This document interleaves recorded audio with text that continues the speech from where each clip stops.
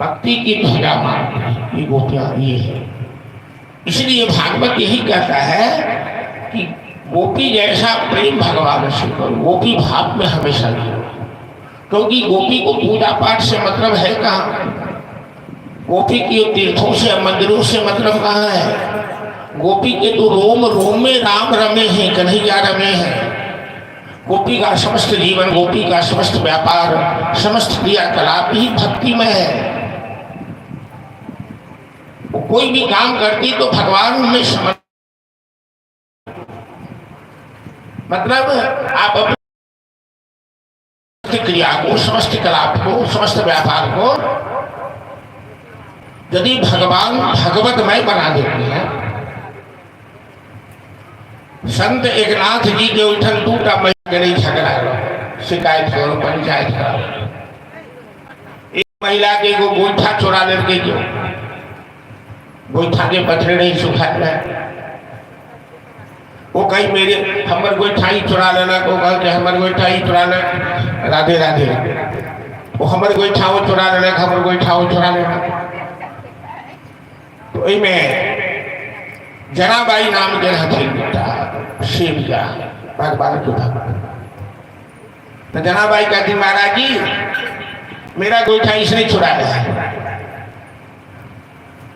गोईठा के कांदा कहीं से, तो मेरा कांदा इसने चुराया है। एकनाथ जी महाराज जी कहते हैं कि तेरे कांदा की पहचान क्या है, तेरे गोईठा की पहचान तो पहचानती है, दोनों सभी गोईठा में एक ही समान है। तो जनाबाई कहती हैं महाराज जी मेरे गोईठा के अंदर से भगवान गोविंद के नाम का कीर्तन होता होगा, आप काम ना आगे सुन लीजिए। जो मेरे हाथ का ये कांदा होगा उसमें से कीर्तन होता होगा। तो एकनाथ जी उसमें से गोईठा उठे हैं, जय गिरधर जय गोपाल, जय गिरधर जय गोपाल, कोई गोईठा में से कीर्तन होते हैं।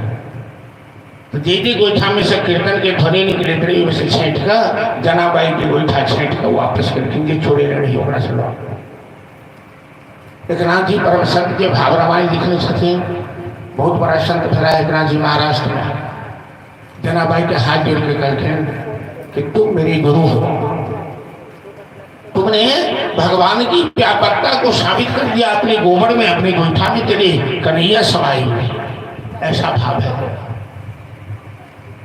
तो किच-किच एहन भक्त सब साबित करके नहीं, कलयुगों में कनवाबाई की खिचड़ी, जनाबाई के गोईठा, एहन और कटे बाई छथिन जिनका भगवान चक्की चले थे।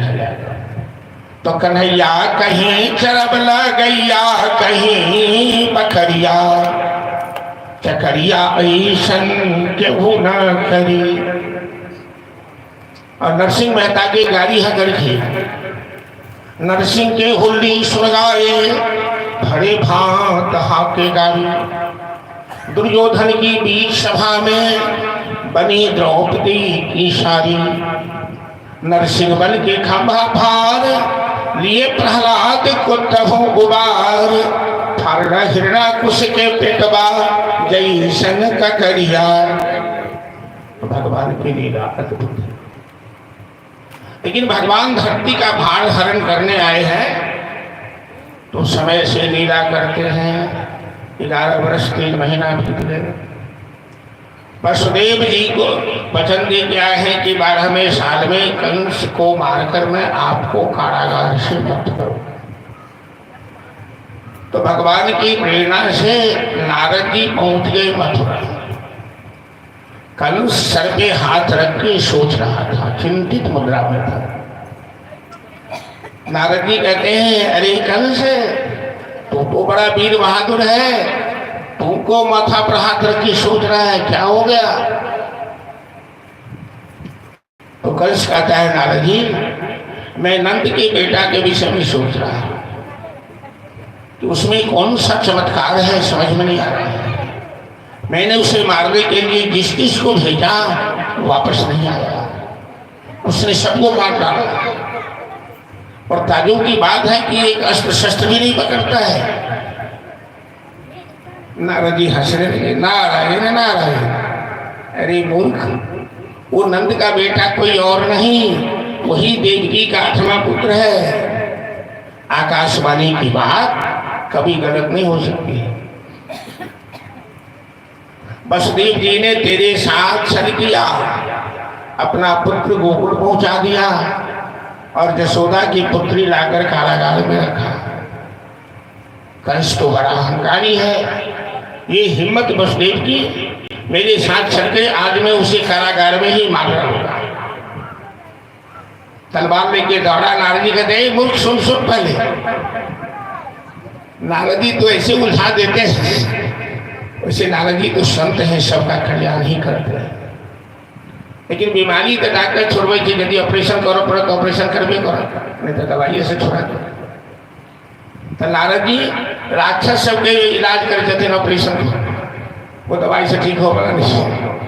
आ तो सर यदि भर भर रहा तो दवाइयों से ठीक हो गया, उपदेश सब प्रहलाद के, ध्रुव के इत्यादि के। तो नारद जी कहते हैं कि तेरा दुश्मन वसुदेव नहीं है, वसुदेव का पुत्र वासुदेव है। वसुदेव को मारने से तुझे क्या मिलेगा? अभी वो कन्हैया छोटा है, 12 साल का भी नहीं हुआ है। कोई बहाना बना के बुला लो मथुरा में। तेरे पास तो भी बहुत सारा पहलवान है, मुष्टिक, चाणूर, अरिष्टासुर, कुवड़ियापी। एक भी तेरे पहलवान उसको मारने के लिए काफी है। तो तुम कोई यज्ञ करो, यज्ञ के बहाने नंद कृष्ण बलराम को बुला लो और यही मरवा दे। मतलब नारद जी के लोग झगड़ लगाओ कहीं से, वो तो ये ना फरिया कर राक्षस के और देवता सबके वो सम्मानित है, सबके देवतो सम्मान करी छन, राक्षसों सम्मान। कंस के बुझना गए कि हमारा एकदम सही कही रहा है। तो तुरंत कंस अक्रूर जी के बने, अक्रूर जी वसुदेवी के वंशज थे, उनके भाई लेने थे। लेकिन आप चले गए ये वृंदावन, नंद जी को मेरा निमंत्रण दीजिएगा, कल से यहाँ यज्ञ प्रारंभ हो रहा है, धनुष यज्ञ है, और मैंने उन्हें कृष्ण बलराम के साथ यहाँ बुलाया है। अक्रूर जी बड़े असमंजस में पड़ गए, बड़े संदेह में पड़ गए कि कंस की नियत खराब है, कंस की नियत में खोट है। वो कृष्ण बलराम को बुलाया है, बुला रहा है मारने के लिए, और दूध बनाकर हमें ही भेज रहा है। हे भगवान, मैं क्या करूं? यदि मैं नहीं जाऊंगा तो हमें मार डालेगा, और मैं बुला कर लाऊंगा तो कृष्ण बलराम को मार डालेगा। ये राक्षस, इसके पास दया नाम की कोई चीज नहीं है। तो तर्क वितर्क करे अक्रूर जी सांझ के समय में वृंदावन पहुंच रहे। कृष्ण और बलराम गया चरा कर आले रहते, और रास्ता में इनका मन में एक वितर्क चले गए कि कृष्ण बलराम हमरा प्रणामो करता कि नहीं करता, हम तो चाचा लगे छे, हमरा कंस के दूत समझ कर हमरा से दुश्मनी, हमरा दुश्मन तो नहीं बुझता। लेकिन जखनी जा चला गए तो दोनों भाई पैर छू कर गोर लगलखिन, चाचा चाचा चाचा कही। अक्रूर जी कृष्ण बलराम के गला लग गए। अक्रूर जी के आंख से आंसू बह लगे। दोनों भाई एक एक सुंदर थे, लेकिन कंस इनका काज मार देते। अक्रूर जी तक चीज नहीं पाई। ये बात सोचकर अक्रूर जी के आंख से आंसू बह लगे। समय मौका देकर अक्रूर जी कहते जाना थे भगवान। कन्हैया कहते चाचा, आपके मन में कुछ चल रहा है, आप क्या सोच रहे हैं? नहीं बेटा, हम कुछ नहीं सोच रहे हैं। कंस बड़ा ही मायावी है। तो कन्हैया कहते हैं चाचा, अरे आप क्यों चिंता करते हैं? कंस मेरा कुछ भी नहीं बिगाड़ेगा, आप देखते जाइए क्या होता है। आप निश्चिंत से रहिए, आपका भतीजा कोई कमजोर नहीं है,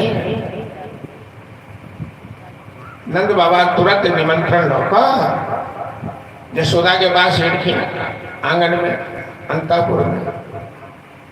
नंद बाबा तो सीधा साधा उनका बड़ा खुशी मिलन की कंस जग में हमारा बजेला, ये हमारे सौभाग्य की बात है कि कंस हमारा बजा रहा है। साधारण आदमी की कोनो बड़का आदमी जो बजबो तो नहीं कि हमारा सम्मान देना। यशोदा के कहते हैं कि कल प्रातःकाल हम कृष्ण बलराम के साथ मथुरा जाएंगे, यज्ञ में भाग लेने देंगे। नंद बाबा के पता नहीं कि यशोदा ये बात सहन नहीं कर बैठी। यशोदा तुरंत नंद जी से झगड़ने लगी। यशोदा कहती है कि आपने सोच कैसे लिया कि कृष्ण बलराम मथुरा चला जाएगा और मैं उसे जाने दूंगी? आप जानते हैं कि मथुरा कंस की नगरी है। कंस मेरे लाल को देखना नहीं चाहता है और ये मथुरा जाएगा। अब मेरे लाल के साथ कहीं कुछ उल्टा सीधा हो गया तो मैंने किसी भी हाल में कृष्ण बलराम को वृंदावन से बाहर नहीं जाने दूंगा। आपको जाना है जाइए, हम अपने कन्हैया को मौत के मुंह में नहीं डाल सकते।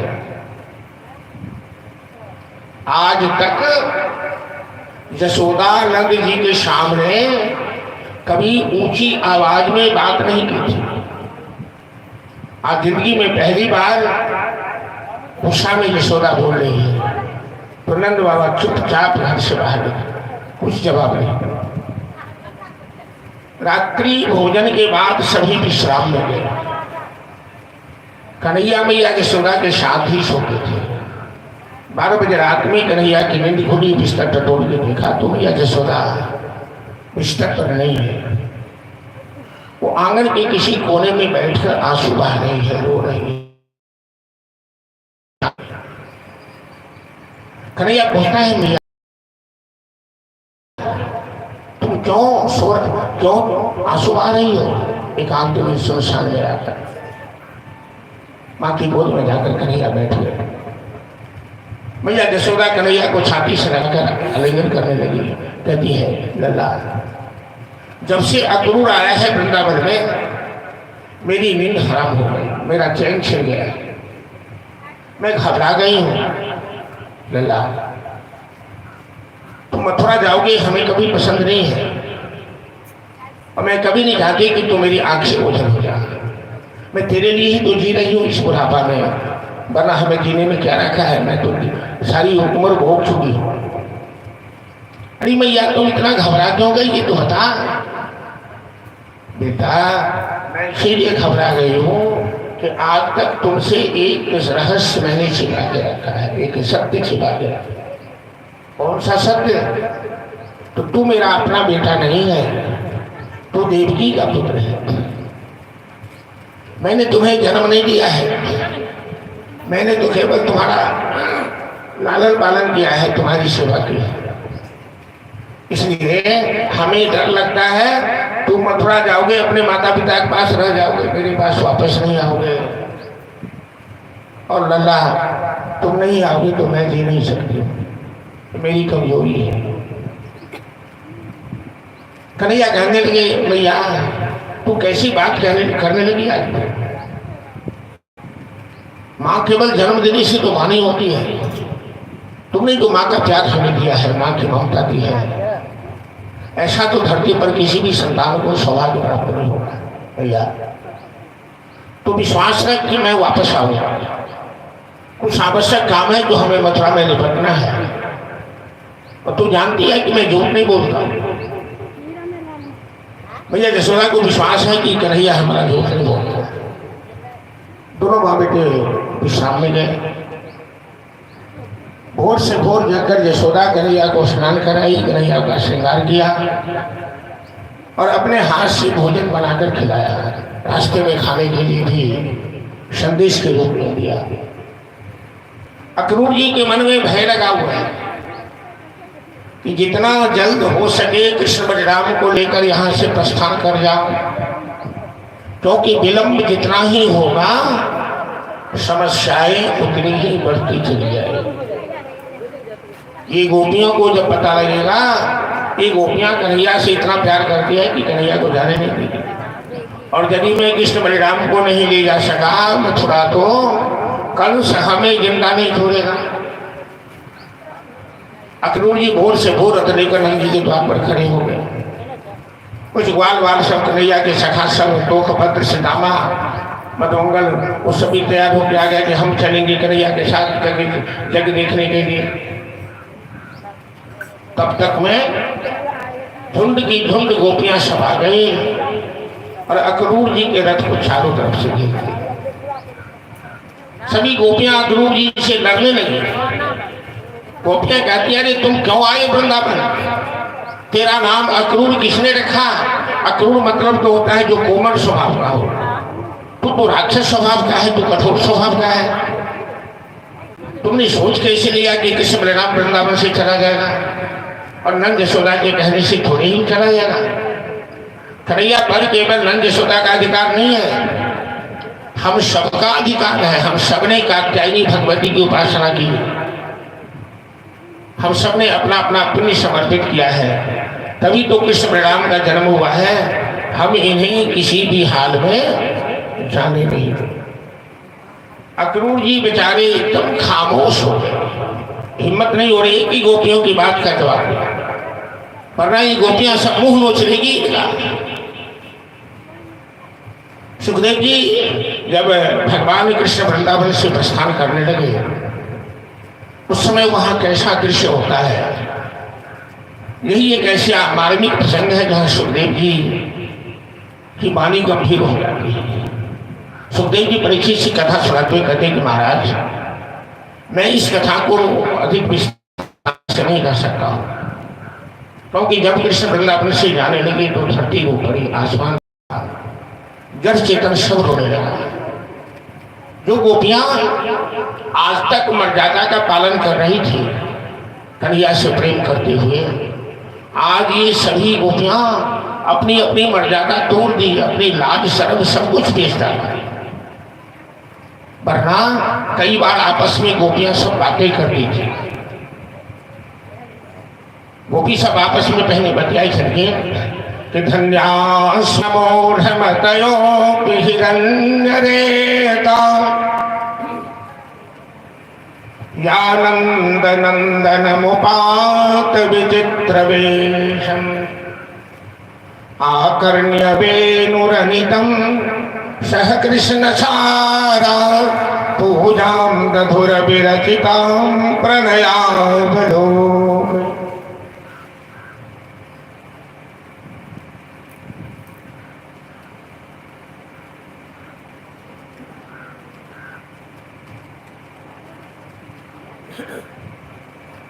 एक गोपियां दूसरे से कहती है, अरे सखी क्या बताओ, हमसे अच्छा ये मयूर है, ये बंदर है, ये भालू है, ये गाय है, ये बछड़ा है।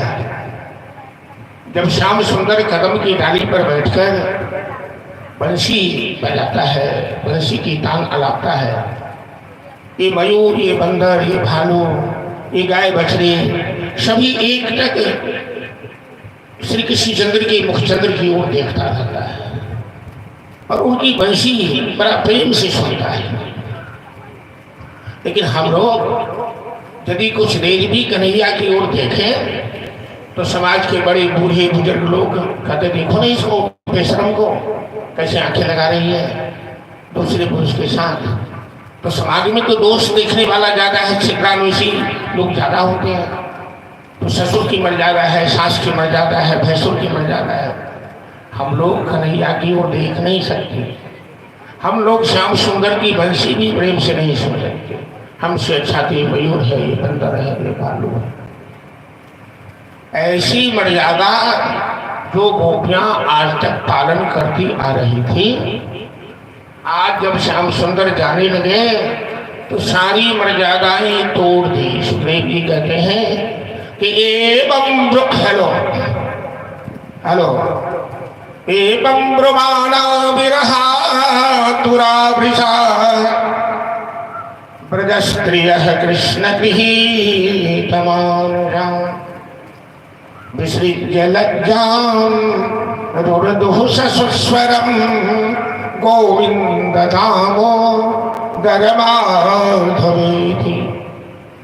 विसृज्य लज्जाम मधुरधुषस्वरम गोविंद दामो धर्माधवेति।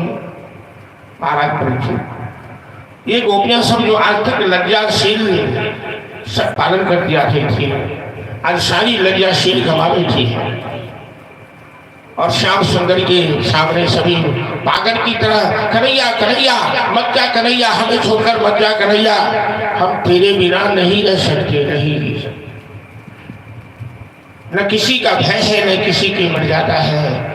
उन्मुक्त होकर सारी गोपियां श्याम सुंदर के विरह में रोने लगी। और जब भी भगवान की अपनी शक्ति नाकामयाब होती है तो योग माया का सहारा मिलता है। भगवान ने देखा ये गोपियां तो हमें किसी हाल में जाने नहीं देंगी, तो योग माया का इधर मैया यशोदा भी इन गोपियों का रोना धोना देखकर रोने लगे। कन्हैया का हाथ पकड़ के अपने सीने से लगा लिया, अपनी छाती से लगा कर रोने लगे कि मोरा अंगना में ठुमकी ठुमकी चल गई, तो तली बचन के सुने गई रे कन्हैया, के करा कमल मुख निरखी बलिया ले भई, माखन मिश्री लूटी लूटी के तेरे कन्हैया, के मोरा वृंदावन गैया चरे तई, मधुबन मेरा से रखे तेरे कन्हैया, के मोरा अंगना में घूमी फिरी एतई, मैया मैया कही के बजे तेरे कन्हैया। मैया यशोदा इस तरह से रोने लगी कि धरती आसमान सब रो रही। कन्हैया की आंख से भी आंसू छलकने लगे। और जब भगवान की अपनी शक्ति काम नहीं कर पाती तो योग माया भगवती का आश्रय लेगा। भगवान ने योग माया का ध्यान किया। हेलो, तेरी आवाज का हल्का कम करो, एकदम छरछराई आवाज।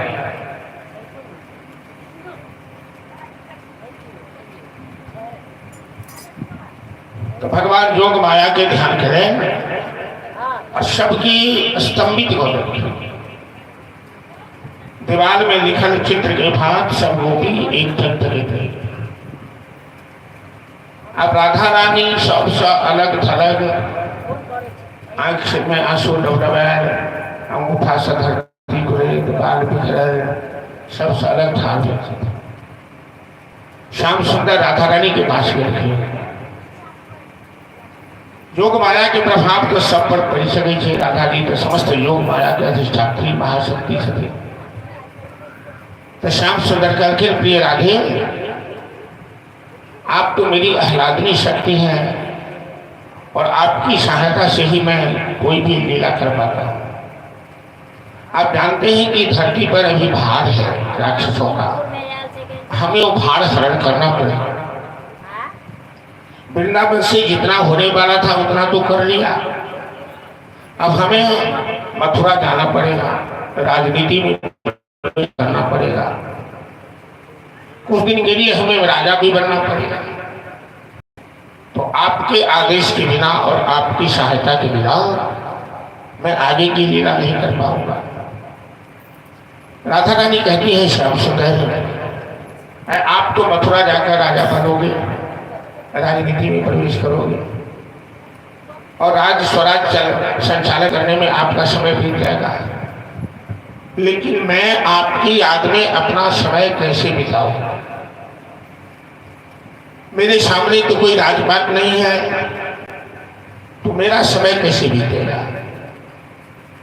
श्याम सुंदर कहते हैं कि प्रिय राधे, ये प्यारी बंसी मैं आपको सौंप रहा हूं। आप जानते हैं कि बंसी से हमें कितना प्यार है।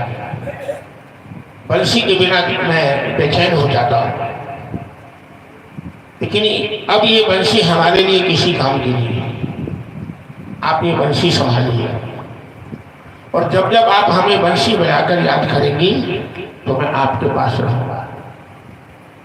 श्याम सुंदर अपनी प्यारी बंसी और अपनी पीताम्बरी श्री राधा जी को सौंप दी। परीक्षित कहते हैं सुग्रीव जी से कि बोले, बंसी से तो श्याम सुंदर को बड़ा प्रेम था, फिर उन्होंने बंसी क्यों सौंप दिया?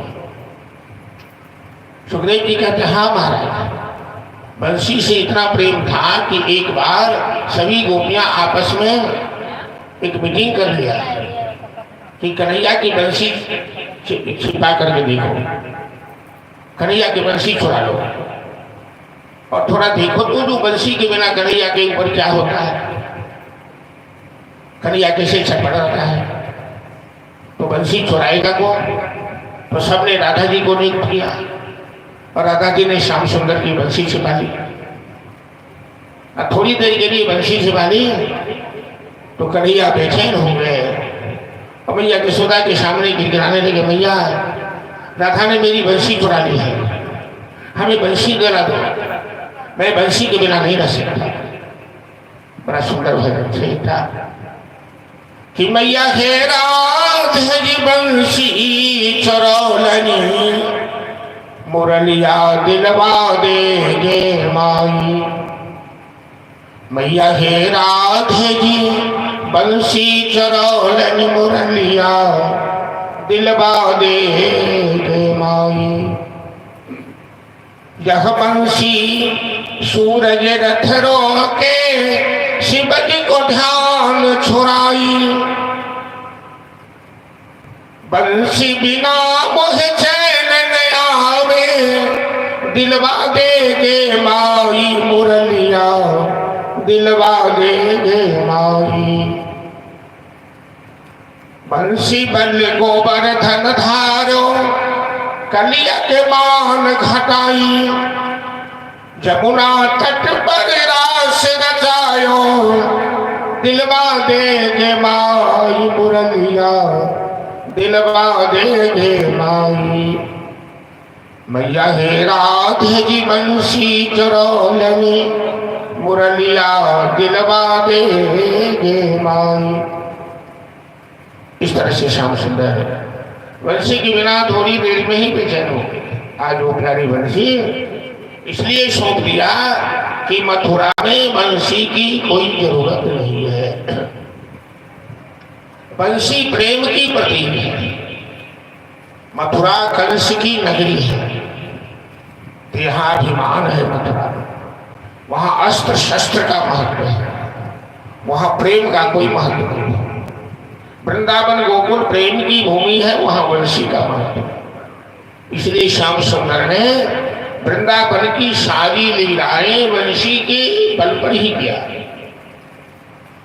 और मथुरा जाने से पहले बंसी वृंदावन में ही था, क्योंकि अब तो वहां कवच कुंडल पहनेंगे, अस्त्र शस्त्र उठाएंगे, तो जिस हाथ में शस्त्र है उसमें बंसी की क्या जरूरत है। अक्रूर जी से कहा, चाचा जल्दी से रथ बढ़ाइए, अभी तक तो जो माया का प्रभाव है कि सभी स्तब्ध है, सबका ध्यान स्तंभित कर दिया है। जना ऑपरेशन बना के इत्थर सुहा का ऑपरेशन करी है, आज जब तक वो इत्थर के नशा रहे थे तो वो एकदम मरने का पड़ जखने वो नशा हट गए तो फिर कराहना के चीखी ला रहे थे। ये नशा जैसे ही उतरेगा ये सभी गोपियां जाने नहीं गई। अक्रूर जी नंद बाबा बैलगाड़ी पर बैठल सके, ग्वाल बाल सबसे हो संगलाई लेके कृष्ण बलराम रथ पर बैठला, और अक्रूर जी रथ के आगू बढ़ के हम सब वृंदावन के पावन धरती के प्रणाम करें, कथा के आगू बढ़ा दिए। और अक्रूर जी के रथ जब तक आँख से ओझल नहीं भोगले तब तक सब दीवार में लिखल चित्र है भांति टुक टुक तक रही। अच्छा स्वाभाविक गड़ा बकोर लागा। ये साँझ उषा का आंगन, आलिंगन विरह मिलन का, चिरहास अश्वमय आनंद है इस मानव जीवन। मानव के जीवन में कभी संयोग है तो कभी वियोग है, कभी जुदाई है। ये 11 साल 3 महीना तक इन ब्रजवासियों का समय कैसे दिन बीता, कैसे रात बीती, इनका जीवन ही कन्हैया था। कन्हैया के प्रति सबका प्राण न्यौछावर था। आज इनके जीवन धन, आज इनके प्राण धन कन्हैया वृंदावन से जा रहे हैं और सभी निष्प्राण के समान, चेतनाहीन के समान, मूर्ति के समान जड़ बढ़ के एक टक देख रहे हैं। जब तक रथ आंख से ओझल नहीं हो गया सभी देखते हैं। अक्रूर जी के मन में संदेह बना हुआ था कि कंस और कृष्ण के बीच क्या होने वाला है। ये कंस कृष्ण को मारेगा या कृष्ण कंस को मारेंगे।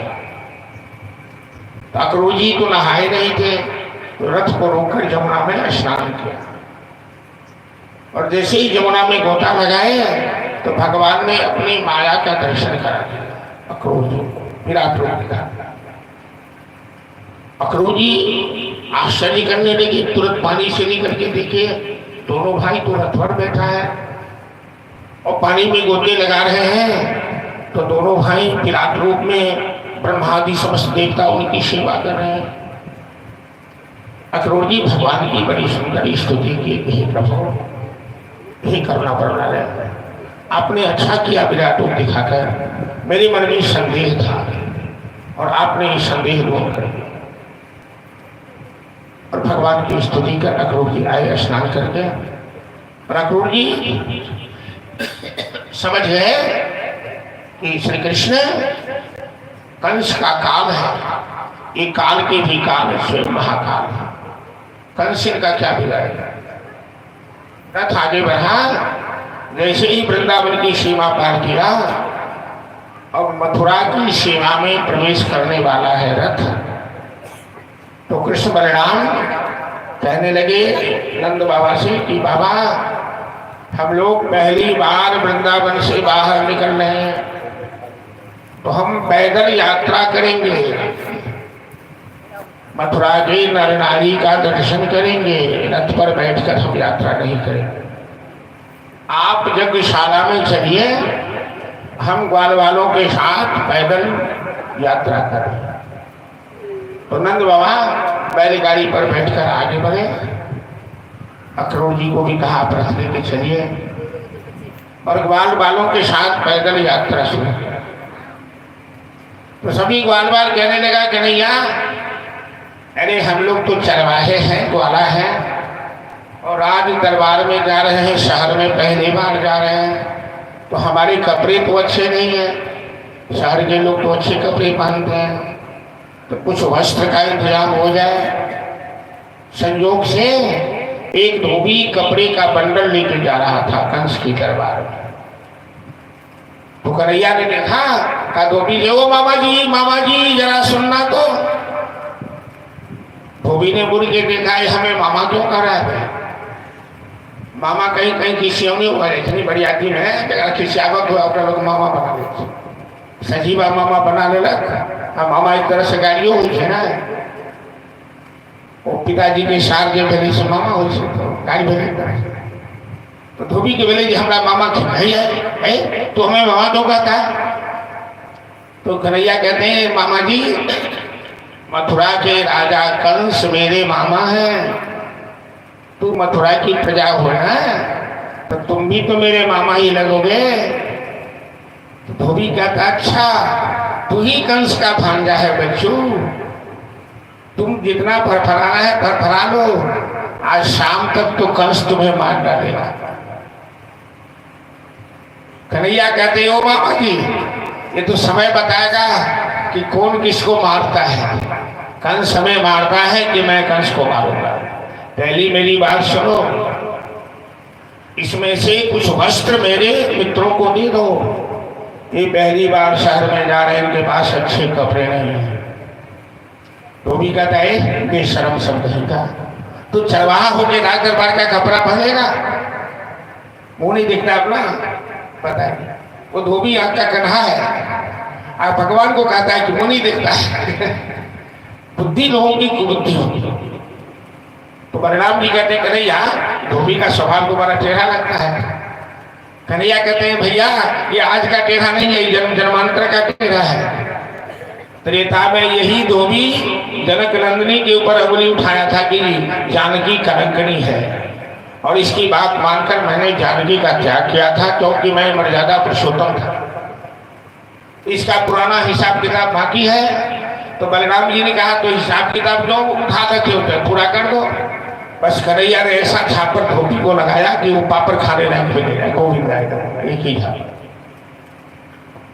सारे कपड़े ग्वाल बाल पहन लिए, बड़े अच्छे कपड़े हैं, ऐसा लगा कि सबके नाप से ही कपड़ा सिलाया गया। लेकिन किसी किसी ग्वाल बाल को थोड़ा बड़ा साइज हो गया फिटिंग में।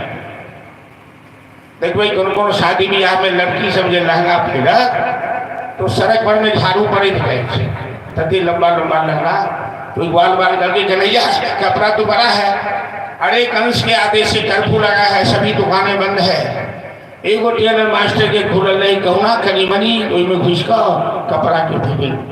ग्वाल बाल कहता है कन्हैया कपड़े तो अच्छे हो गए, थोड़ा चंदन हो जाता। ये ब्रजवासी चंदन के बड़े प्रेमी हैं। हमारा मिथिला में तो चंदनो वाला के लोग खिसियावे छे, चंदन फटक्का मधुरी बानी दगाबाज की ये सब कहावत है मिथिला। लेकिन चंदन चंदनम वंदते नित्यम पवित्रम पापनाशम आपदाम हरते सत्यम लक्ष्मी वसत सर्व। चंदन लगाने से लक्ष्मी का वास होता है, पाप नष्ट होता है। चंदन पवित्रता का द्योतक है और खाली कपार दरिद्रता का द्योतक होता है। कुछ न कुछ चंदन ठोप जो भी आपको पसंद हो, त्रिपुंड हो, उर्धपुंड हो, जो भी हो। महिलाएं सब तो बिंदिया लगाती है ना, लेकिन पुरुष को भी बिना चंदन का कपार नहीं लगाती। तो बाल बाल ने कहा चंदन हो जाए। संयोग से कंस की दासी थी शैंद्री त्रिवक्रा कुबड़ी, वो चंदन लेकर जा रही थी कंस के दरबार।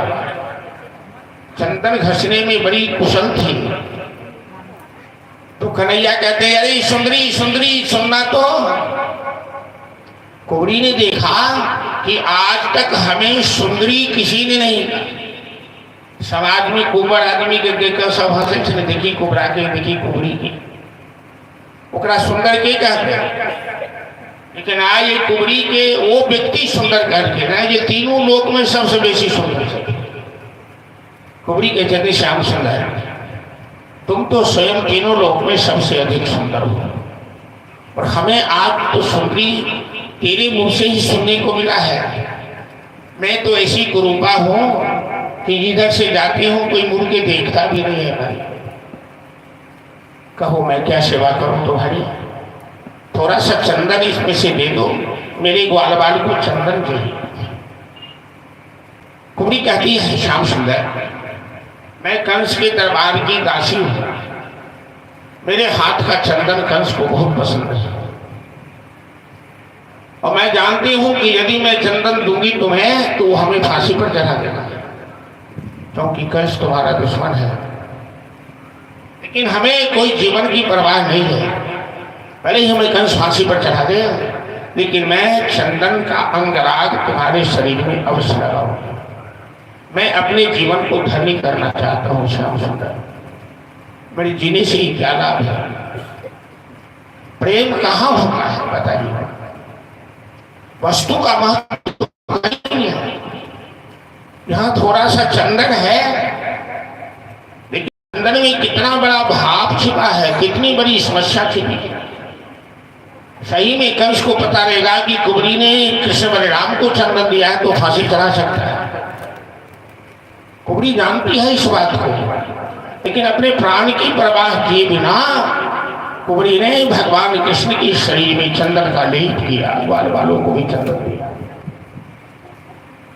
मेरे कन्हैया का स्वभाव है, लेते हैं थोड़ा देते हैं यार, गरीबों की सुनो तो तुम्हारी सुनेगा। तुम 1 पैसा दोगे वो 10 लाख। भगवान किसी से लेते नहीं हैं, और थोड़ा लेते हैं तो कितना दे देते हैं। सुदामा ने क्या दिया भगवान को?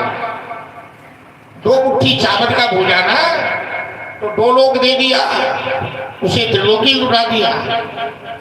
सबरी ने क्या दिया? जूठा बैठ दिया ना, केवट ने चरण धोया ना।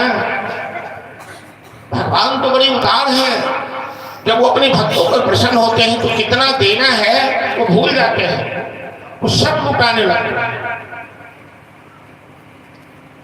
वृंदावन में बांके बिहारी का मंदिर सबसे ज्यादा प्रतिष्ठित है, जहां हमेशा भीड़ लगी रहती।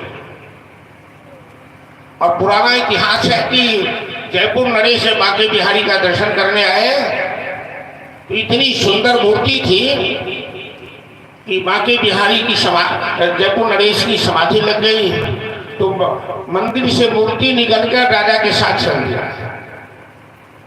फिर वो निधिवन में मिली मूर्ति, और बांके बिहारी में नियम बन गया कि वहां 1-1 मिनट पर पर्दा गिरता है, हटता है, गिरता है। बहुत देर तक कोई दर्शन नहीं कर सकते। 1 मिनट दर्शन किया, पर्दा गिरा, फिर हटा, फिर गिरा। इतनी सुंदर हो। अब बांके बिहारी की गली में जो सड़क जाती है मंदिर की, वहाँ केवल फूलमाला की दुकान है, प्रसाद की दुकान है, पेड़ा मिठाई की दुकान है। तो उस गली में एक हलवाई की दुकान थी। वो हलवाई 1 बजे 2 बजे रात तक दुकान खोल के रखता था, जबकि बाकी दुकानें 10 बजे 11 बजे तक में सब बंद हो जाती थी, पूरा बाजार बंद हो जाता। लेकिन वो 1 बजे 2 बजे रात तक दुकान खोल के रखता था। तो हलवाई से किसी ने पूछा, तुम बेवकूफ हो, इतनी रात तक दुकान खोल के क्यों रखते हो? ना ग्राहक है, ना बाजार में कोई आदमी है, तो घर क्यों नहीं चले जाते हो? तो हलवाई का विश्वास देखिए, वो कहता है कि मैं देर तक दुकान इसीलिए खोल कर रखता हूँ कि रात में कहीं मेरे बांके बिहारी को भूख लगेगी, लड्डू खाने का मन होगा, तो सारे बाजार में दुकानें बंद होगी, एक मेरी ही दुकान खुली होगी, तो मजबूरन उनको मेरी दुकान में लड्डू लेना पड़ेगा। मैं इसीलिए दुकान खोल के रखा। एक दिन बांके बिहारी के मंदिर में घटना घट गई। घटना घटी तो हुआ क्या कि 12 बजे रात में का लड़का आया उस हलवाई की दुकान। बाबा, तुम्हारी दुकान में मोतीचूर के लड्डू है क्या? हलवाई ने कहा, कितने लड्डू चाहिए बेटा? अरे ज्यादा नहीं, 4 लड्डू चाहिए। उसने देखा, कहा संयोग से 4 ही लड्डू बचे हैं, लो। वो बालक कहता है, बाबा मेरे पास पैसा तो नहीं है। हलवाई ने कहा, कोई बात नहीं बेटा, ले जा लड्डू खा ले। नहीं नहीं, मैं मंगनी में नहीं खाऊंगा, तो उधार ले जा, कल देगा ना। अरे नहीं नहीं, उधार भी नहीं दूंगा। बड़ी विचित्र बात है करते हो, तू मंगनी खाएगा नहीं, उधार लेगा नहीं, तेरे पास पैसा है नहीं, तो मैं क्या करूं? तो बालक आता है, मेरे हाथ में सोने का कंगन है बाबा, ये तुम रख लो। हलवाई कहता है, ना रे बाबा ना, मैं गरीब आदमी हूँ, ये तेरे लाखों का कंगन है, कहीं कुछ नीच हो गया तो तू ले जा, लड्डू ले जा, कल पैसा देगा। नहीं नहीं बाबा, मैं उधार नहीं लूंगा। इतना करते ही वो कंगन दुकान में फेंक दिया, चला गया। हलवाई ने कंगन संभाल के तिजोरी में रख दिया। प्रातः काल बांके बिहारी का पट खोला तो हल्ला शुरू हो गया कि बांके बिहारी के कंगन चोरी हो गए। बांके बिहारी के दोनों हाथ में सोने के कंगन हैं, एक हाथ के कंगन गायब हो गए। तो प्रधान पुजारी है, असिस्टेंट पुजारी है, अब सब गोस्वामी परिवार के लोग वहां पुजारी होते हैं। तो सभी शंका करने लगे कि पुजारी जी की नीयत खराब हो गई, पुजारी जी ने कंगन गायब कर दिया। तो सेकंड पुजारी उस रास्ते से जा रहा था, तो हलवाई ने उसे बुलाया, खाए भाई, अरे मंदिर में शोरगुल चल रहा है, क्या बात है? अरे तुमको पता नहीं बांके बिहारी का कंगन चोरी हो गया है। तो हलवाई कहता है तुम कंगन पहचानते हो? कहा हाँ। तो तिजोरी से निकाल कर कंगन दिया, कहा देखो तो ये कंगन, अरे यही तो कंगन है, तेरे पास कैसे आया? अब हलवाई सर पे हाथ रख के रोने लगा, जा रही भागा भाग कहीं का, मैं इतने दिन दुकान खोल के रखा कि कभी बांके बिहारी आएगा हमें दर्शन देगा, और मेरी दुकान पर आया भी लड्डू लेने के लिए, लेकिन मैं उसे पहचान नहीं पाया। बांके बिहारी ने उसका जीवन धन्य कर दिया। बांके बिहारी के मंदिर में नियम है कि जब प्रधान पुजारी रात में पट बंद करते हैं तो 4 मोती चूर के लड्डू प्लेट में रखते हैं, 1 गिलास पानी रखते हैं। रात में भगवान को भूख लगती है तो लड्डू खाते हैं, आज भी रखा जाता है। सवेरे लड्डू वहां रहता नहीं है, भगवान खाते हैं। कुछ ऐसी बातें हैं वृंदावन में, जैसे निधिवन में सूर्यास्त के बाद वहां कोई रहता नहीं, और जो रहता है तो जिंदा नहीं निकलता, मर जाता है या पागल हो जाता है, क्योंकि निधिवन भगवान का रास मंडल था। आज भी निधिवन में रात में भगवान रास राशेश्वर श्याम सुंदर रास राशेश्वरी विश्वान नंदिनी के साथ दिव्य रास रचाते हैं, जिसमें देवता यक्ष गंधर्व बड़े बड़े भाग्यशाली पुण्यात्मा उसमें भाग ले पाते।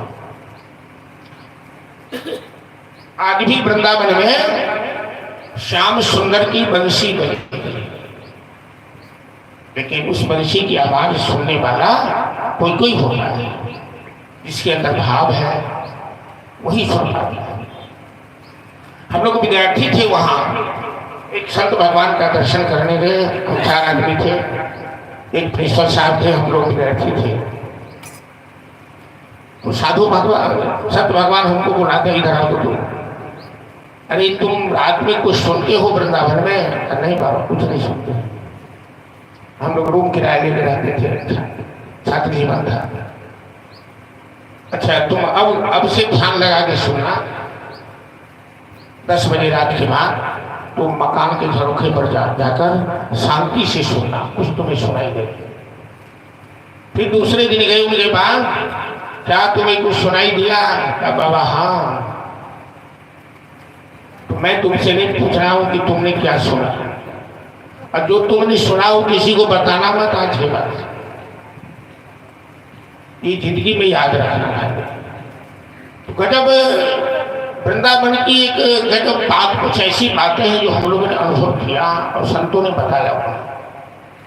अब वृंदावन में रहकर जिसे वृंदावन के प्रति प्रेम नहीं है, भाव नहीं है, आज भी वो टिक नहीं पाता है। इतना उपद्रव होता है कि वहां से बोरिया बिस्तर लेके चला जाता है। कई आदमी हमारे सामने मछली खाने वाला सब वहां भी जाकर के वो डिस्कशन करता था। तो सत भगवान सब कहते थे कि राधा रानी की कृपा नहीं है, तुम यहाँ देख नहीं पाओगे। ऐसा उपद्रव हुआ कि वहां से चला जाता है। तो उस हलवाई की 4 मोतीचूर लड्डू लेकर भगवान ने लाखों का कंगन उसे दे दिया।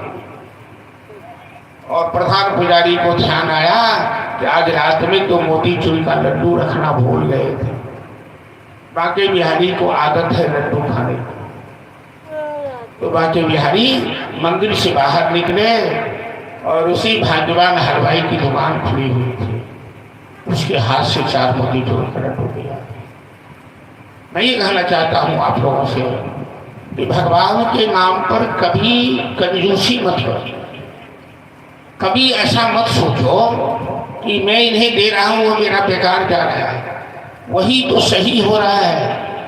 वो किसी से लेता है क्या? वो तो थोड़ा लेकर के कितना देता है कोई समझ नहीं सकता है। बड़ा उदार है, बड़ा दया। इस तरह से भगवान ने उस कुबरी ने केवल चंदन दिया, कुबरी का हाथ पकड़े, उसकी ठुड्डी पकड़े और एक बार झटका मारे, उसकी कुंभट टूट गई। वो सीधी साधी सुंदर स्त्री बनी, परम सुंदरी बनी। उसे देखकर लोग हंसते थे, अब वो आकर्षण का केंद्र बन गई। तो वो कुबरी कहती है सुंदरी श्याम सुंदर, अब मैं तो सुंदरी बन गई हूँ और लोगों की नजर भी हमें देख करके खराब हो जाएगी, तो तुम मेरे घर मेहमान बन के आना, तभी मेरा जीवन धन्य होगा। भगवान ने कहा ठीक है, पहले मैं माता पिता का उद्धार करूंगा, उसके बाद आऊंगा तेरे पास। यज्ञशाला में आए तो कंस ने कृष्ण बलराम को मारने के लिए यज्ञशाला के मुख्य द्वार पर कुबरियापीन हाथी को खड़ा रखा था। ये हाथी कंस को विवाह में दहेज में दिया था जरासंध, मगध का राजा जरासंध। एक बार जंगल में शिकार करते कंस और इस हाथी का टकराव हो गया। हजारों हाथी के बराबर एक इस हाथी में बन है। कंस अपनी जवानी में इस हाथी से कुश्ती लड़ा और हाथी को बचा दिया। तो खुश होकर जरासंध अपनी दोनों पुत्री अष्टि और प्राप्ति का विवाह जरासंध कंस के साथ किया और हाथी उसे दहेज में दिया। तो महाभारत को इशारा कर रखा था कि कृष्ण बलराम जैसे ही यज्ञशाला में प्रवेश करने लगे, हाथी को इशारा करना, हाथी सूर से पकड़कर उसे कुचल डाले। आगे आगे कृष्ण है, कुबरियापीन ने अपने सूर से कृष्ण को पकड़ा। अब बार बार सब हाहाकार करने लगे। कन्हैया कहते कोई घबराओ मत, कोई बीच में आना मत, ये दो मर्दों की लड़ाई है। अब हाथी उन्हें पीछे खींच ले, कभी हाथी को ही पीछे खींच ले, और एक बार सूर पकड़ के झटका दिया, हाथी धराशायी हुआ और एक ही मुष्टि प्रहार से कुबरियापीन ने दम तोड़ दिया। दोनों भाई हाथी के दोनों दांत, दंतारा हाथी था, दांत उखाड़ लिया और यज्ञशाला में प्रवेश कर गए। कंस के पास एक धनुष था, जो धनुष तोड़ेगा वही कंस को मारेगा। इसलिए कंस उस धनुष की हिफाजत के लिए बड़े बड़े पहलवान को लगा रखा था।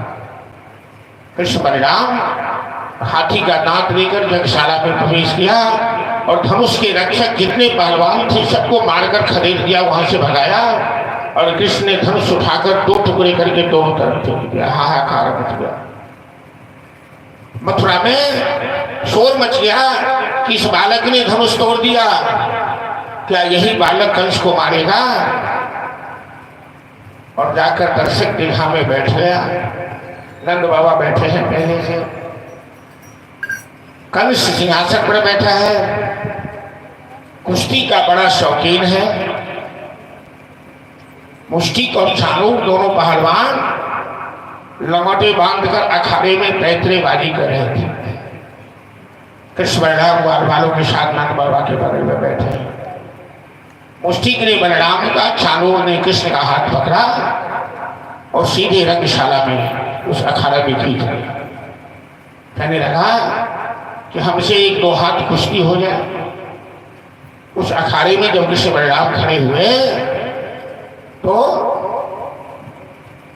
जाकी रही भावना जैसी, प्रभु मुहूर्त देखी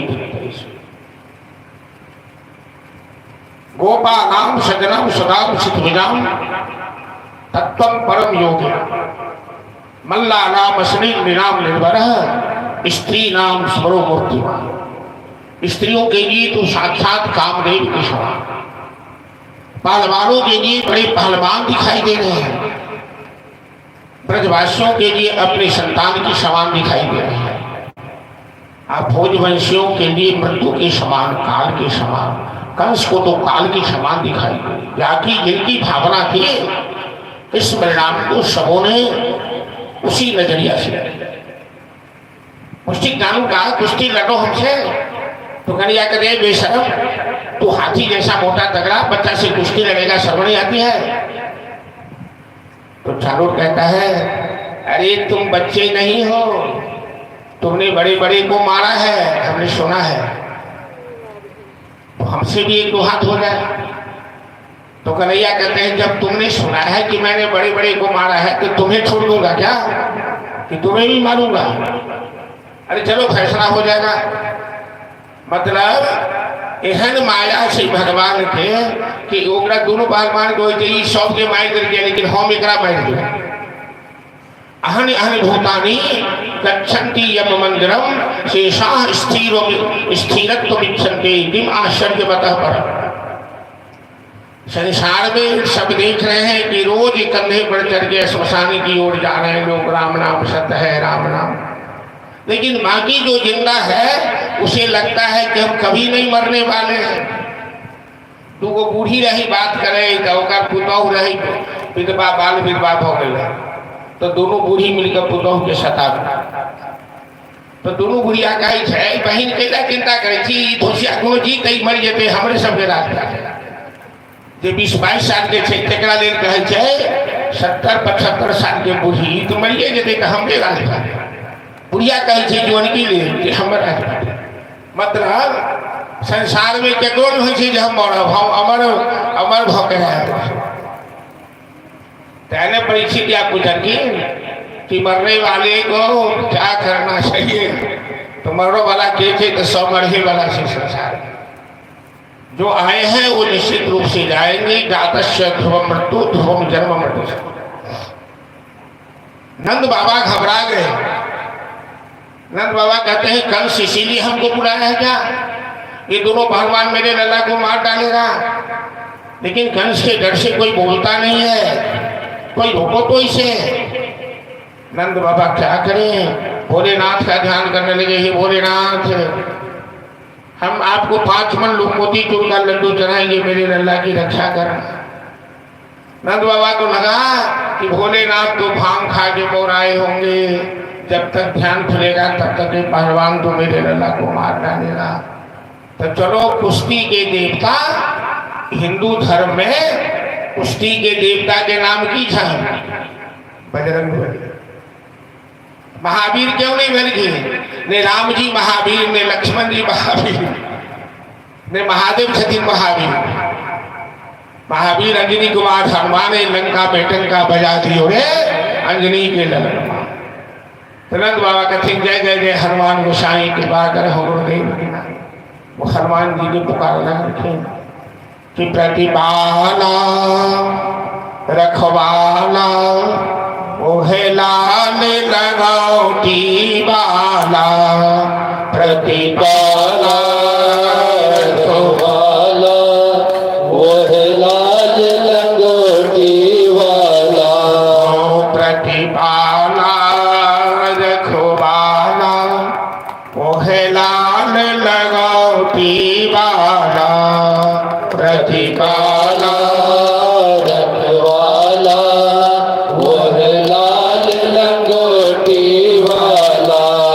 सकल जगत के स्वामी हो तुम, सकल जगत के स्वामी हो तुम। घर घर करत उजाला उजाला, प्रतिपाला रखवाला ओहे लाल लगाओटी वाला, प्रतिपाला रखवाला ओहे लाल लगोटी वाला। नित दिन ध्यान धरे जो तेरा, नित दिन ध्यान धरे जो तेरा। जपे राम की माला हो, जपे राम की माला हो। धूप दीप नैवेद्य चढ़ावे, धूप दीप नैवेद्य चढ़ावे।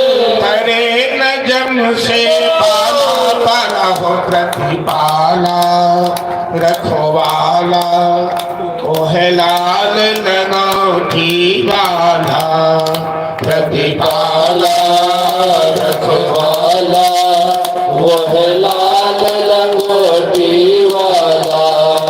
हवा में उड़ता जाए मेरे लाल ध्वजा बजरंगी का हो, मेरे लाल ध्वजा बजरंगी का हो जी।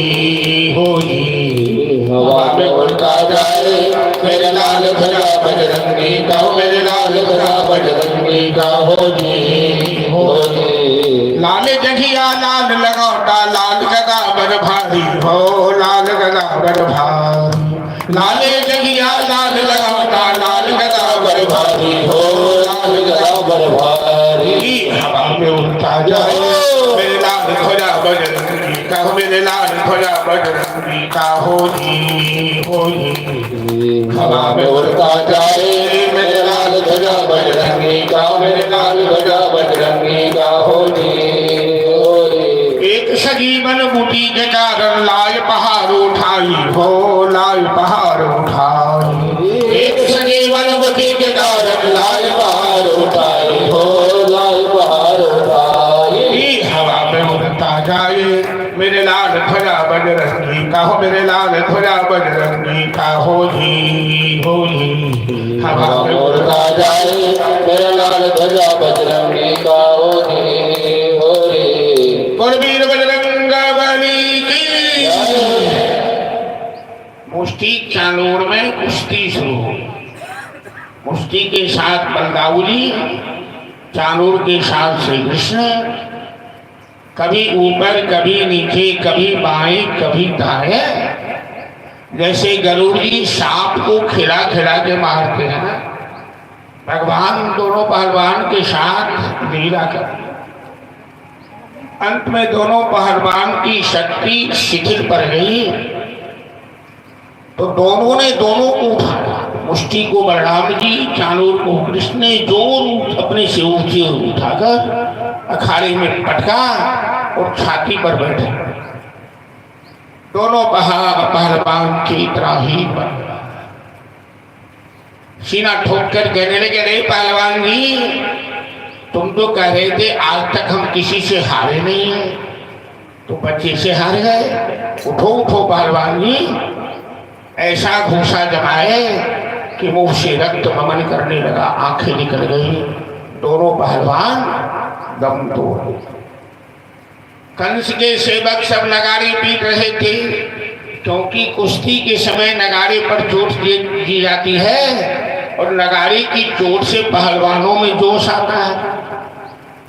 यहाँ तो पहलवान मारे गए, फिर भी आंखें मूंद कर नगाड़े पर चोट दे रहे हैं। कंस सिंहासन पर बैठकर चिल्लाने लगा, अरे मूर्खों, नगाड़ा पीटना बंद करो, मेरे पहलवान तो मारे गए, अब किस खुशी में नगाड़े पीट रहे हो। तब तक में कृष्ण बलराम छलांग लगाए और खाड़ी से सीधे मामा कंस के पास गए। कंस जब तक सावधान होता, कृष्ण ने कंस का केस पकड़ा, सिंहासन से नीचे बचाड़ा, कहा मामा जी क्यों पागल की तरह चिल्ला रहे हो, तेरे पहलवान ही नहीं मारे गए, अब तुम भी मारे जाओगे। कंस का कुछ भी नहीं चला, भगवान कंस की छाती पर बैठे।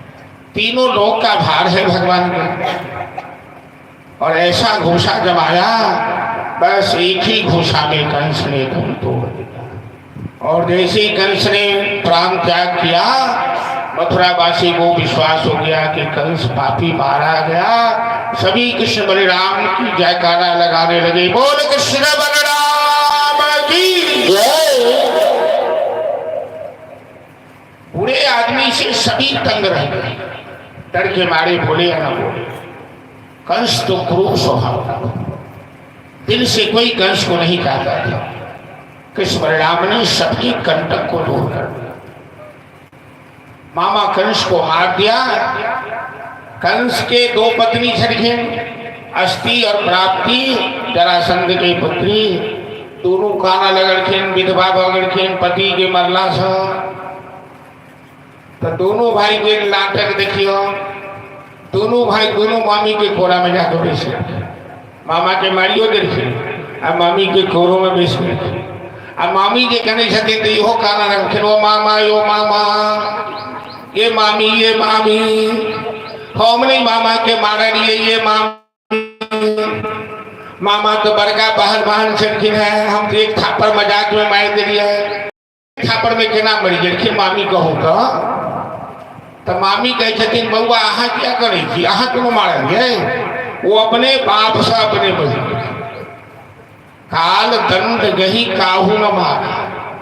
भगवान अपने हाथ में दंड लेकर किसी को नहीं मारते, हर ही बल बुद्धि विचार करते हो तुम कन्हैया, मेरा नाम हो रहा है, प्रभु आपकी कृपा से सब काम हो रहा है।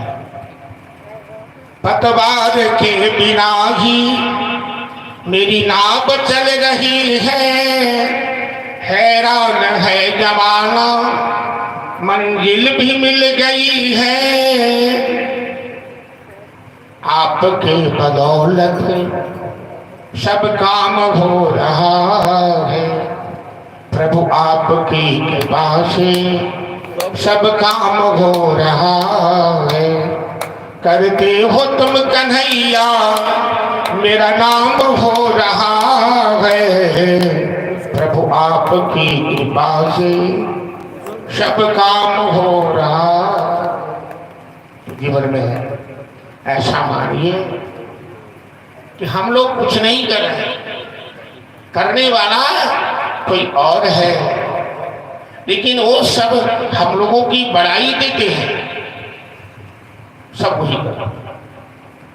अब कृष्ण बलराम कंस अपने पिता उग्रसेन को कारागार में बंदी बनाकर रखा था।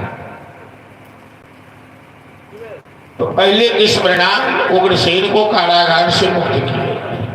उग्रसेन कहने लगे, कन्हैया अपना ही बेटा हमें बंदी बना लिया, जेल में रख दिया, अब बुढ़ापा में हमें यदुवंशी का राज नहीं समझेगा, तुम संभालो इसे।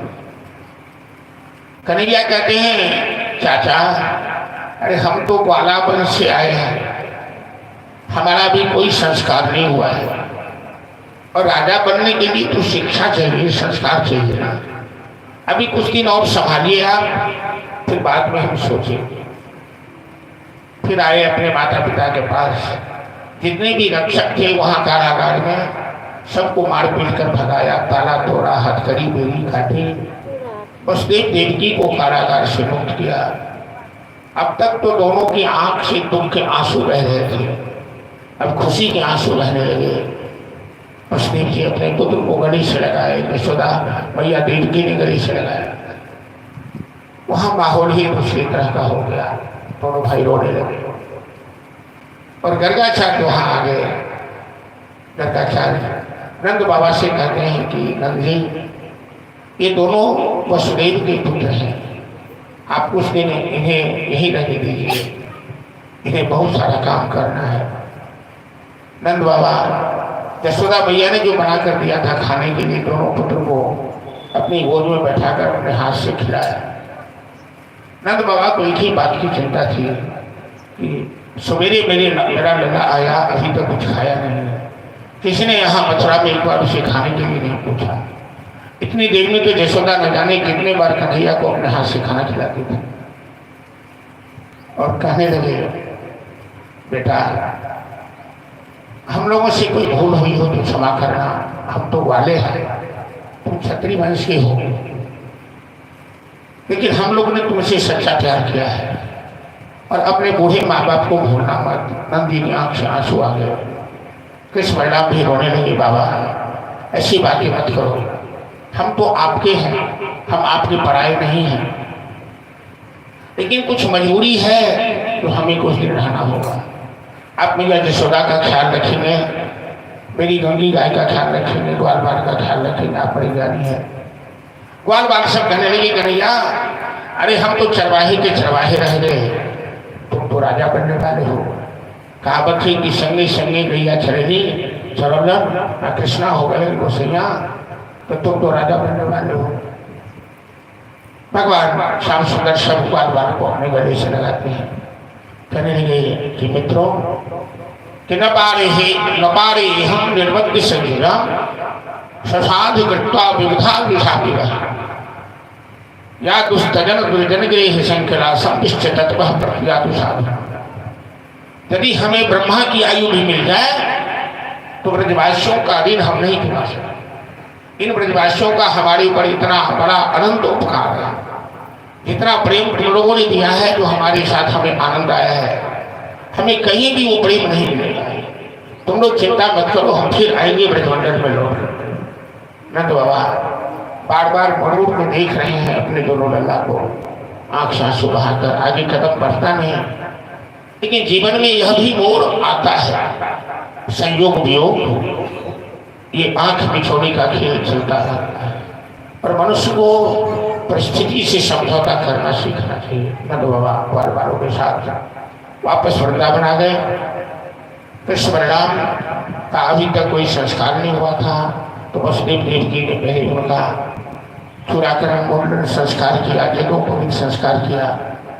और जीवन में सबसे बड़ी संस्कार का नाम है शिक्षा संस्कार। तो शिक्षा पाने के लिए दोनों भाई को गुरुकुल भेजा। गोदावरी नदी के किनारे संदीपन मुनि का आश्रम था, जहाँ कृष्ण बलराम गए शिक्षा प्राप्त करने। और 1 साल में वहाँ सभी वेद वेदांत शास्त्रों की शिक्षा इन्होंने। भगवान शिक्षा प्राप्त करते नहीं, उनकी सांस से तो वेद भी निकला है, लेकिन वो मानव रूप में आए हैं तो मानवों की लीला करते हैं। उसी गुरुकुल में उन्हें एक मित्र मिला। भागवत में 2 प्रमुख पात्र का नाम सुखदेव जी ने लिया ही नहीं। कृष्ण की जो अर्धांगिनी शक्ति है, जो इस महाकाव्य की नायिका है, राधा जी का नाम नहीं लिया। और कृष्ण के परम मित्र सुदामा का नाम नहीं लिया। सुदामा का सांकेतिक नाम है, विशेषण है। कृष्ण से अस्तित सखा कश्चित ब्राह्मणो ब्रह्मवित्तमः विरक्तः इंद्रियार्थेषु शांतात्मा जितेंद्रिय। कृष्ण के कोई सखा थे जो जात से ब्राह्मण थे, ब्रह्मवेत्ता ब्रह्मज्ञानी ब्राह्मण थे, जितेंद्रिय थे, शांत स्वभाव के थे। ये सुदामा जी का विशेषण था। गुरुकुल में एक वही मित्र मिले। शिक्षा प्राप्ति के बाद भगवान कृष्ण ने अपने गुरु संदीपन मुनि से कहा, गुरुदेव गुरु दक्षिणा में क्या दे दें? आजकल की गुरु और शिष्य का संबंध नहीं था जिनका। गुरु शिष्य से कुछ अपेक्षा नहीं रखते थे और शिष्य अपना सर्वस्व गुरु को देना चाहता था। आजकल तो व्यावसायिक शिक्षा हो गई है, गुरु शिष्य का संबंध हो गया। संदीपन मुनि कहते हैं कि मैंने तुम्हें शिक्षा दान दिया, तुमने ग्रहण किया, इससे बढ़कर गुरु दक्षिणा कुछ नहीं होती है। हाँ, एक आदेश है मेरा कि जैसे मैंने तुम्हारे जैसे शिष्य को तैयार किया है, तो तुम भी अपने जीवन में विद्या दान देकर शिष्य परंपरा की रक्षा करना, ताकि ये परंपरा जिंदा रहे। आज क्या हो गया समाज में? संस्कृत विद्या लुप्त तो क्यों हो गई? जितने बड़े बड़े विद्वान हुए हैं संस्कृत के, अपने बच्चे को संस्कृत नहीं पढ़ने दिए। अब जो भी कारण रहा हो, उन विद्वानों को कष्ट भोगना पड़ा हो, जो भी हुआ हो, लेकिन अपने बच्चे को अंग्रेजी विद्या पढ़ाए, पाश्चात्य सभ्यता में ढाले, और संस्कृत विद्या लुप्त हो रही है।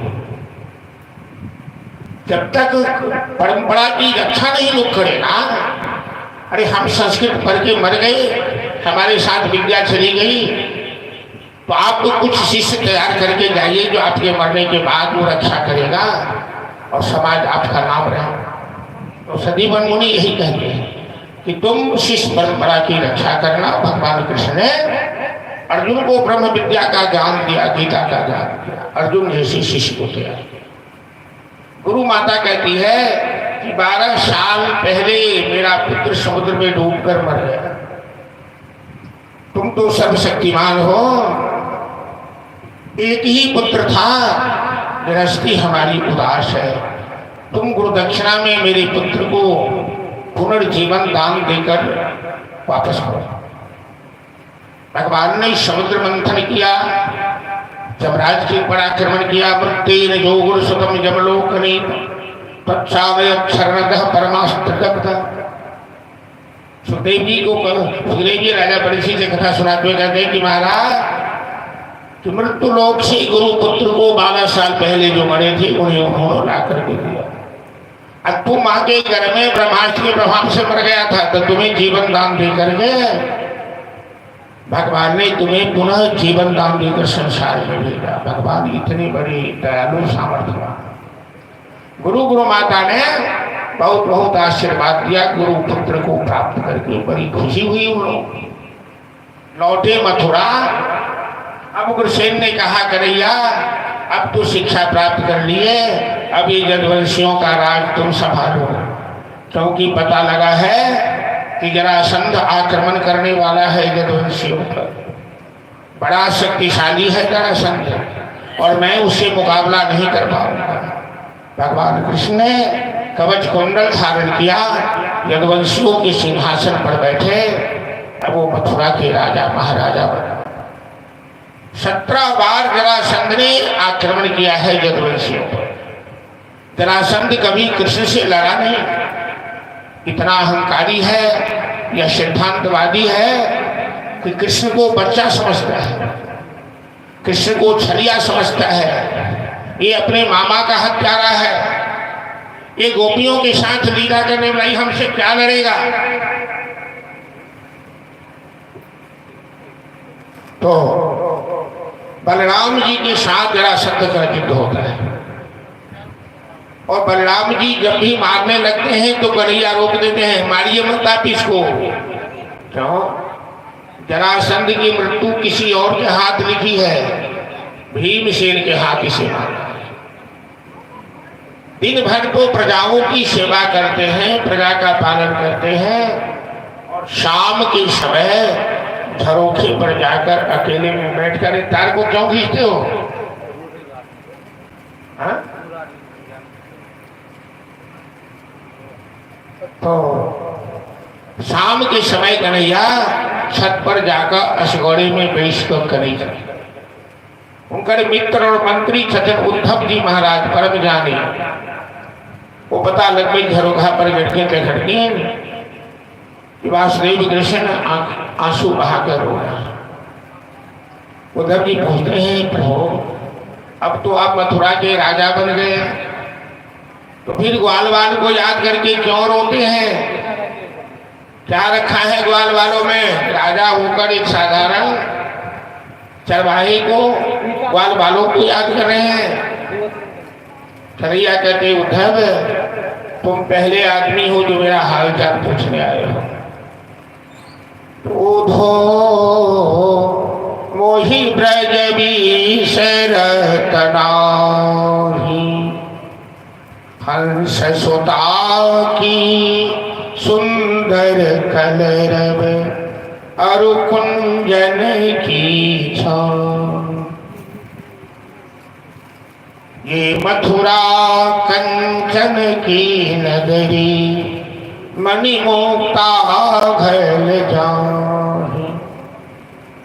जब ही सुरति आबत वा ब्रज की, ये उमगत जिय नाहि उधो, मोहि ब्रज विषय रतनाहि।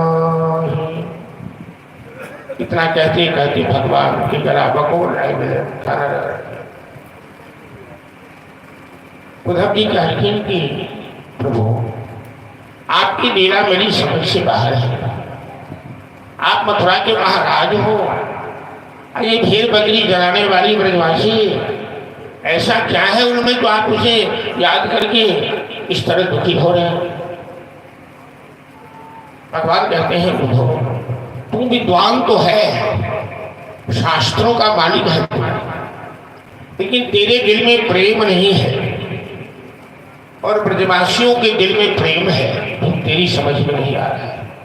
ये तो प्रेम की बात है उठो, बंदगी तेरे बस की नहीं है। ये तो प्रेम की बात है उठो, बंदगी तेरे बस की नहीं है। यहाँ सर्द के होते हैं सौदे, आस की इतनी सस्ती नहीं है। ये तो प्रेम की बात है उधो। तो तुम उधो प्रेम की बात नहीं समझ पा। प्रेम वालों ने कब भक्त पूछा, उसकी पूजा में सुन लो है उधो। यहाँ दम दम में होती है पूजा, सर झुकाने की फुर्सत नहीं है। प्रेमियों को सर झुकाने की फुर्सत नहीं है, पूजा करने की फुर्सत नहीं है। वो तो तन में रहता है, उनमें कन्हैया समाया है या कन्हैया में वो समाया है। भजन तो वहां होता है जहां दो हो, द्वैतवादी हो। आज जहां दो मिलकर एक हो जाए, अद्वैत हो जाए, कन्हैया गोपी में समा जाए, गोपी कन्हैया में समा जाए, तो वहां फिर भजन पूजा कौन करा। भगवान ने सोचा कि उद्धव विद्वान तो है लेकिन उद्धव के अंदर प्रेम नहीं है, तो प्रेमी की हालत कोई प्रेमी ही समझ सकता है।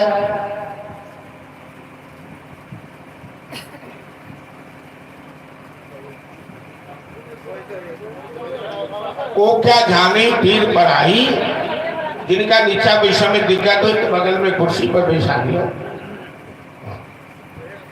वो क्या जाने पीर पर आई, जाके पग नहीं फटेंगे। भगवान सोचने खेले कि कुछ बीमारी एहन हो जरा डॉक्टर के पास गए, दवाई लिख दिलक, खा दिलक, ठीक हो। कुछ बीमारी एहन हो डॉक्टर भर्ती कर ले, किछ एहनो बीमारी हो डॉक्टर के तो दोसर ठाम प्रिस्क्राइब कर भेज दे। तो उद्धव जी के जे अंदर बीमारी भ गए हैं, ई गोपी सबके कैला याद करे छथिन। वो तो मूर्ख है, ई तो महाराजा थे। ई बात उद्धव जी के समझ में तखने जखन उद्धव जी वृंदावन के था आ गोपी सब आमना सामना पर। दोसर बात है कि उद्धव गोपी संवाद में हम सब खेल रहे थे, तो उद्धव गोपी संवाद के कहल गए भक्ति और प्रेम के कलह। भक्ति के बिना, प्रेम के बिना ज्ञान पंगु हो, और ज्ञान के बिना भक्ति अंधा हो। तो गोपी सबके मन में प्रेम छन, भक्ति छन, लेकिन ज्ञान नहीं छन। उद्धव जी के ज्ञान छन, विद्वता छन, लेकिन भक्ति नहीं छन। तो दोनों के बिना किछ न किछ कमी रह जाए। गोपी सबके ज्ञान चाहिए और उद्धव के प्रेम चाहिए। ये दोनों पूरा तखने है जब उद्धव वृंदावन जाए, गोपी सबसे मुलाकात हो। तो श्याम सुंदर कहते उद्धव एक काम करो कि तुम जाकर वृंदावन में ब्रजवासियों को ऐसा उपदेश करो वो हमें याद करना छोड़ दे। क्योंकि मेरा तो स्वभाव है कि ये जथा माम प्रबद्धन्ते तांस तथैव भजा। जो हमें जिस रूप में भजता है उसे हम उसी रूप में भजें। यदि गोपियां हमें याद करना छोड़ दे तो हम भी याद करना छोड़ दे। उद्धव जी को लगा ये काम बड़ा आसान है, यूँ जाऊंगा यूँ कर लूंगा।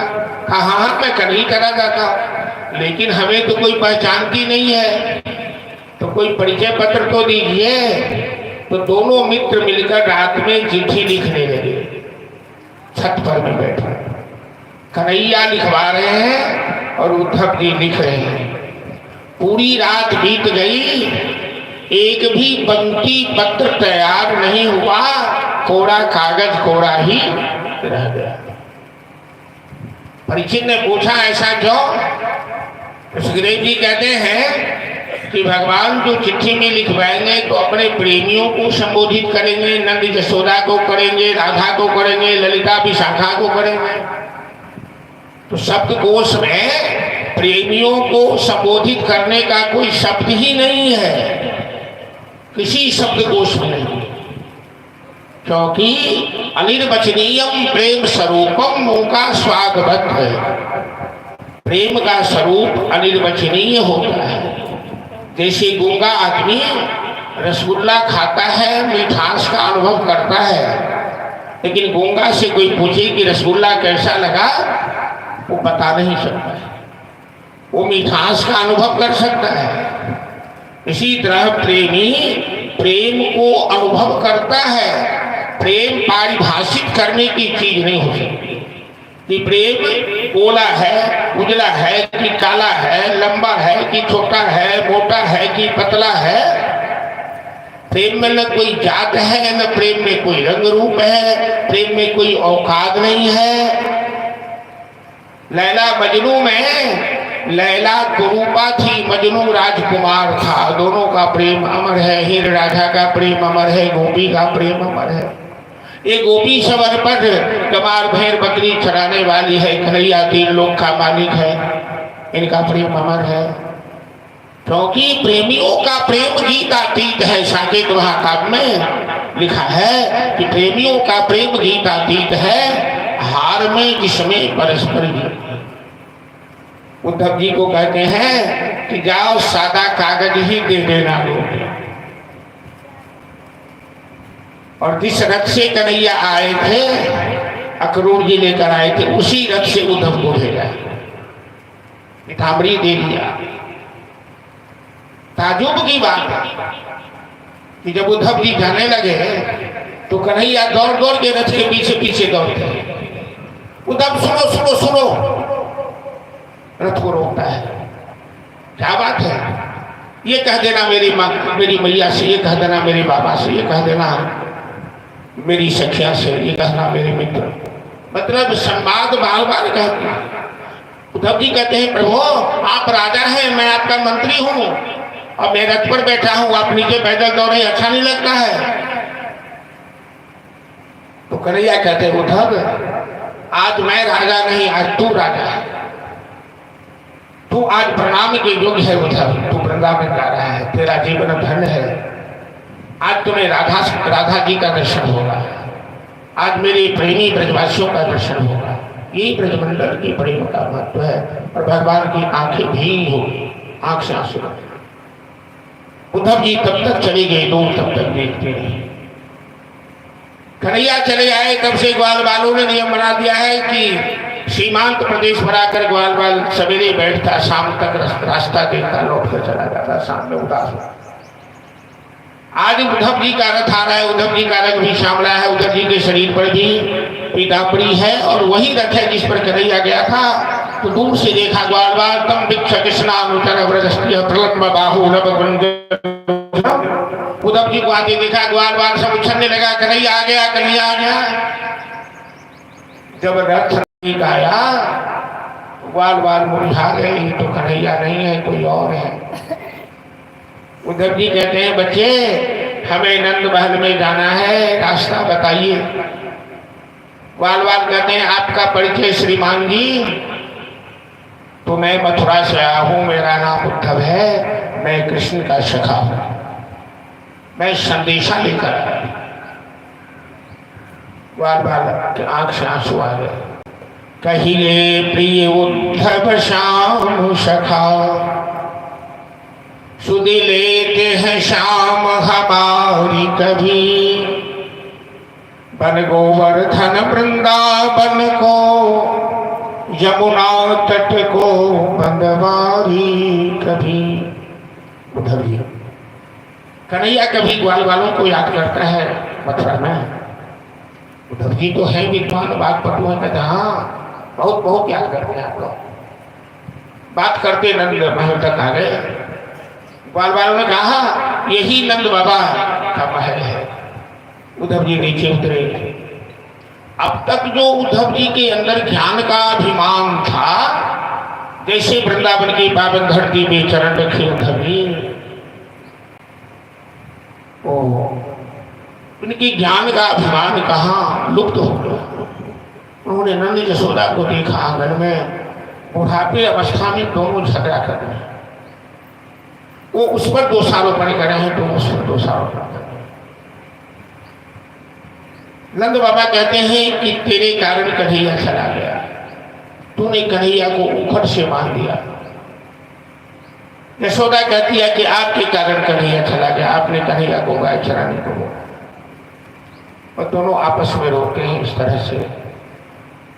उद्धव जी को बड़ा ही आश्चर्य लगा इनका प्रेम देखकर। जाकर प्रणाम किए, दोनों को अपना परिचय दिए।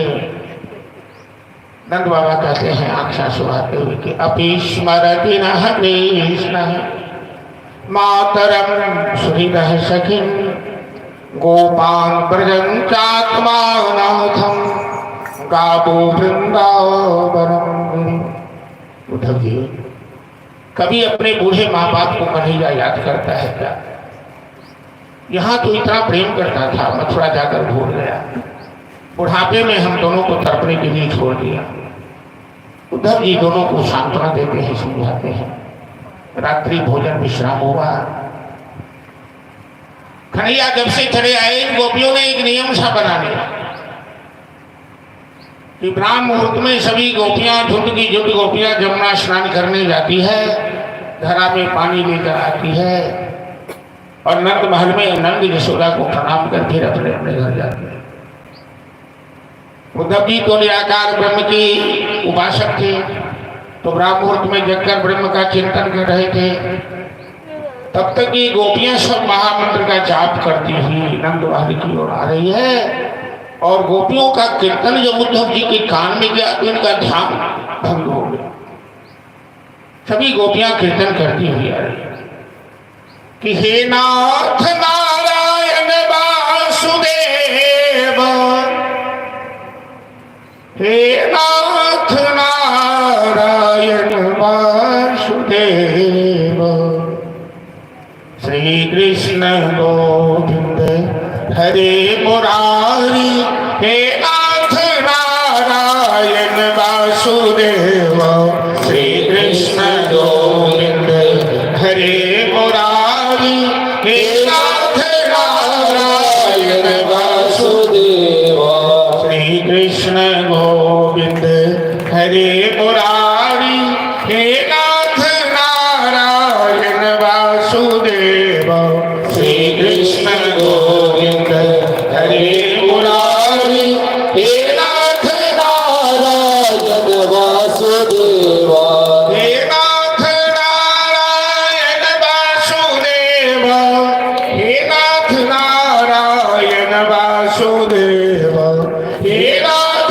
नारायण वासुदेव, हे नाथ नारायण वासुदेव, श्री कृष्ण गोविंद हरे मुरारी, हे नाथ नारायण वासुदेव, श्री कृष्ण गोविंद हरे मुरारी, हे नाथ नारायण वासुदेव। एकमात्र स्वामी सखा हमारे, हे नाथ नारायण वासुदेव, एकनाथ स्वामी सखा हमारे, हे नाथ नारायण वासुदेव, श्री कृष्ण गोविंद बजाते हुए हरे मुरारी, हे नाथ नारायण वासुदेव, श्री कृष्ण गोविंद हरे मुरारी, हे नाथ नारायण वासुदेव।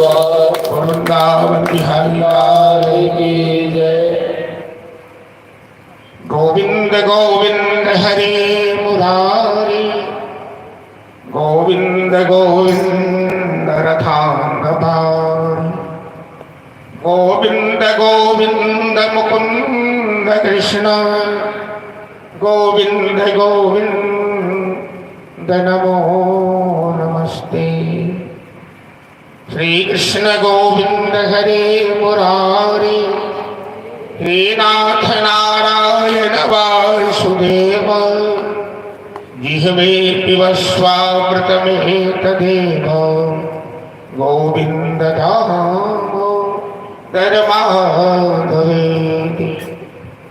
श्री कृष्ण विष्णु मधुकैटभारे, भक्तानुकंपिन भगवन् मुरारे, त्रायस्व मां केशवलोकनाथ, गोविंद दामोदर माधवेति। जय जय श्री राधे श्याम। उद्धव जी का निराकार चिंतन कहाँ गायब हो गया? वृंदावन में एक स्थान है जिसका नाम वर्तमान में ज्ञान गुदरी है, जहां उद्धव और गोपियों का संवाद हुआ था। और उद्धव जी जैसे ज्ञानी का वस्त्र वहां पुतरी बन गया, फट गया गोपियों के साथ। इसलिए उस स्थान का नाम ज्ञान पुतरी पड़ा। हजारों संख्या में गोपियां आई। गोपियों को पता लगा कि उद्धव जी हमारे श्याम सुंदर का संदेशा लेकर आए। सभी ने कहा पत्र कहाँ है, पत्र तो दो। पत्र में तो कुछ लिखा नहीं था, लेकिन सादा कागज लेके उद्धव जी आए थे और टुकड़े टुकड़े गोपियां सब आपस में लूट लिया उस पत्र को। एक एक टुकड़ा हाथ लगा, छोटा छोटा सा। प्रेम जगत की बात बड़ी अनोखी होती है और छोटे से कागज के सादे टुकड़ा में इन गोपियों को कितना संवाद मिल गया। उस छोटे से कागज के टुकड़े को गोपियां सब छाती से लगाती है, सोती है, लेटती है, उससे चूमती है, उससे बात करती है। उस सादा कागज इन गोपियों को सब संदेशा सुना रहा है कि कन्हैया को हम बहुत याद आते हैं। कन्हैया इतना प्रेम करता है कि वो चिट्ठी लिख नहीं पाया। प्रेम की पराकाष्ठा में लोग अपना भाव व्यक्त करना भूल जाता है। जहाँ क्रिया शून्यता आ जाए, जहाँ व्यवहार शून्यता आ जाए, जहाँ ज्ञान लुप्त हो जाए, ये प्रेम की पराकाष्ठा होती है। वही ब्रह्म का चिंतन, वही ब्रह्म का साक्षात्कार होता है। और वो चिट्ठी के टुकड़े टुकड़े इन गोपियों को कन्हैया का साक्षात्कार कराते हैं। बड़ा लंबा संवाद होता है और इसे भ्रमर गीत के नाम से गाते हैं। भ्रमर गीत, वेणु गीत, जुगल गीत, गोपी गीत, 5 गीत है श्रीमद् भागवत। उद्धव जी जब वार्ता के लिए आए थे कि भौरा उड़े आया, गोपियां कहते मधुक के तब बंदो मासु संघी सपतना कुछ बिल माला। अरे भौरे तू क्या करने आए हो? एक भौरा से तो पाला पड़ा जो मथुरा जाके बैठा है। कन्हैया ऐसा नहीं था, लेकिन ये मथुरा कागर की कोठरी है, कंस की नगरी है ना, तो जो जाता है वो काला हो जाता है।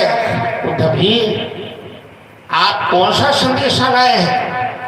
आप मेरे श्याम सुंदर का संदेशा न सुनाकर आप अपना ज्ञान हमें सिखलाने आए हैं कि ब्रह्म निराकार है, ब्रह्म निर्गुण है।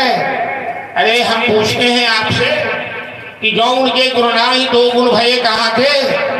बीज बिना तरु जबे उठो कहो कहाँ थे? यदि भगवान के गुण नहीं है तो गुण संसार में आया कहाँ से? बीज के बिना पौधा आता है कहाँ से? उठो निर्गुण गुण देश को वासी, आपका निराकार ब्रह्म आप अपने पास रखिए। हमें तो कन्हैया चाहिए, बंसी वाला चाहिए, गोवर्धन उठाने वाला चाहिए, रास रचाने वाला चाहिए, कालिया नाग का मान वर्धन करने वाला चाहिए, वो गोकुल का राजा चाहिए। हमें निराकार से क्या लेना देना है? हमें तो साकार ब्रह्म चाहिए। उद्धव जी हमारे ऊपर अन्याय मत करो, हम कन्हैया के अलावा कुछ सुनना नहीं चाहते हैं। और यदि तुम चर्चा करोगे हमें कुछ हो गया तो तुम्हें पाप लगेगा। उठो हम तुम्हें शाप दे देंगे, तुम मेरे पैर में बाधा मत डालो। ऐसी गोपियां सब बोलने लगी कि उद्धव जी जो बोलना भी चाहते थे सटक नारायण, कुछ बोल ही नहीं पाए। क्यों? कि जहां भगवान का प्रेम है वहां शास्त्र मूक हो जाता है, शास्त्र गूंगा हो जाता है। तो गोपियों के प्रेम के सामने उद्धव जी का शास्त्र कुछ नहीं था।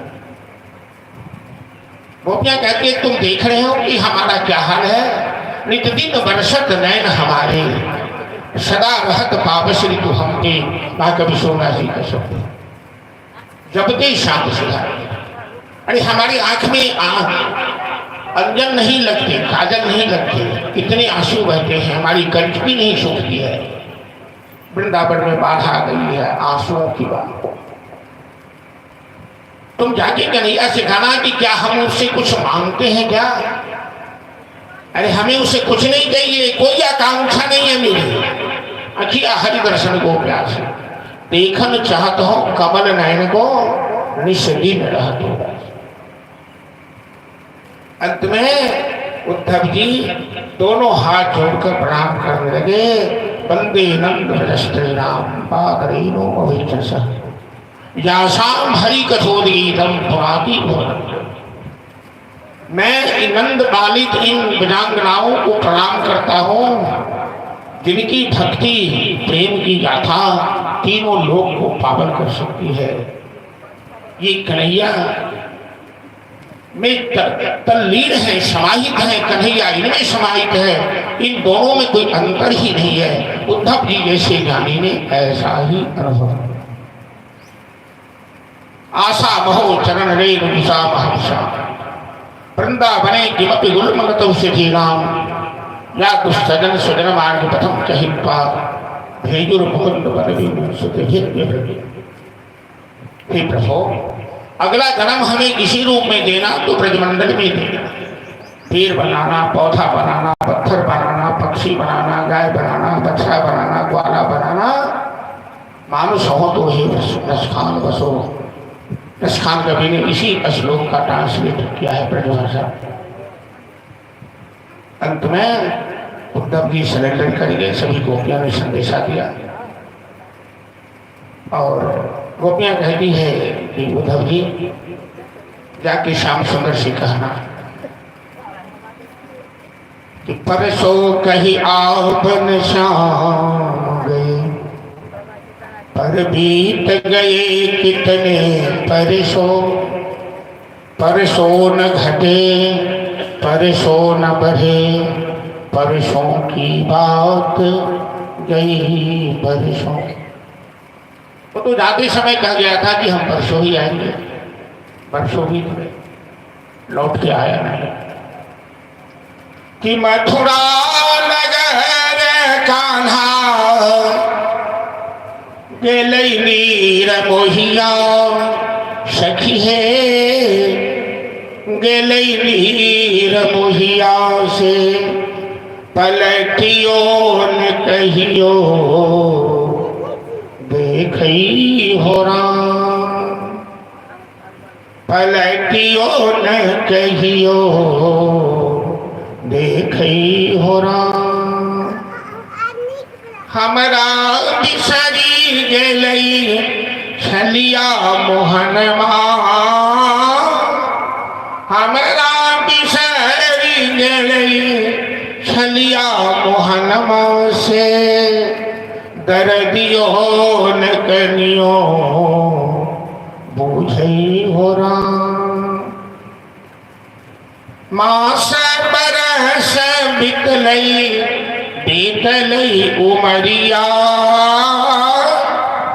मास बरस बितलई बीतलई उमरिया से प्रीतियो न कनियो बूझई हो राम।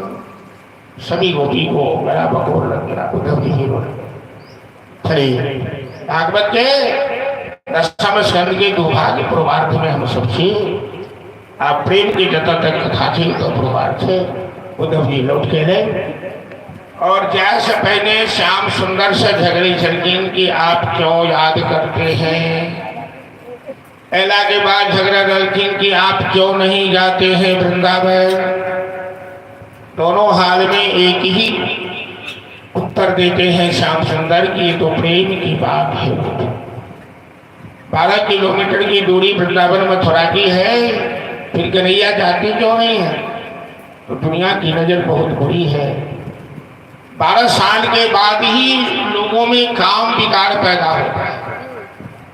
तो भगवान 12 साल से पहले ही वृंदावन त्याग दिए ताकि लोगों की नजर में दोष नहीं लगे। फिर लौट के आए नहीं। कुरुक्षेत्र में मुलाकात हुई और कहीं मुलाकात हुई है, तो दोनों प्रेम की बात है।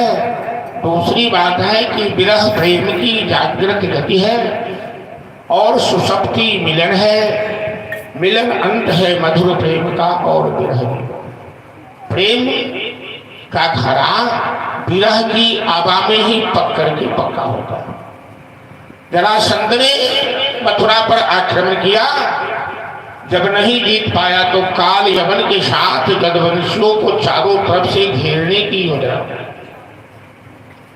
तो भगवान ने बलराऊ से विचार किया, राजनीति का अच्छा सहारा लिया और रातों रात सारे जगवंशियों को मथुरा से हटाकर समुद्र में विश्वकर्मा को आदेश दिया, एक नगर बसाया जिसका नाम रखा द्वारावती, और द्वारिका में सबको स्थापित कर दिया। बलराम जी जरासंध से लड़ने चले गए और श्री कृष्ण काल यवन के सामने चले गए।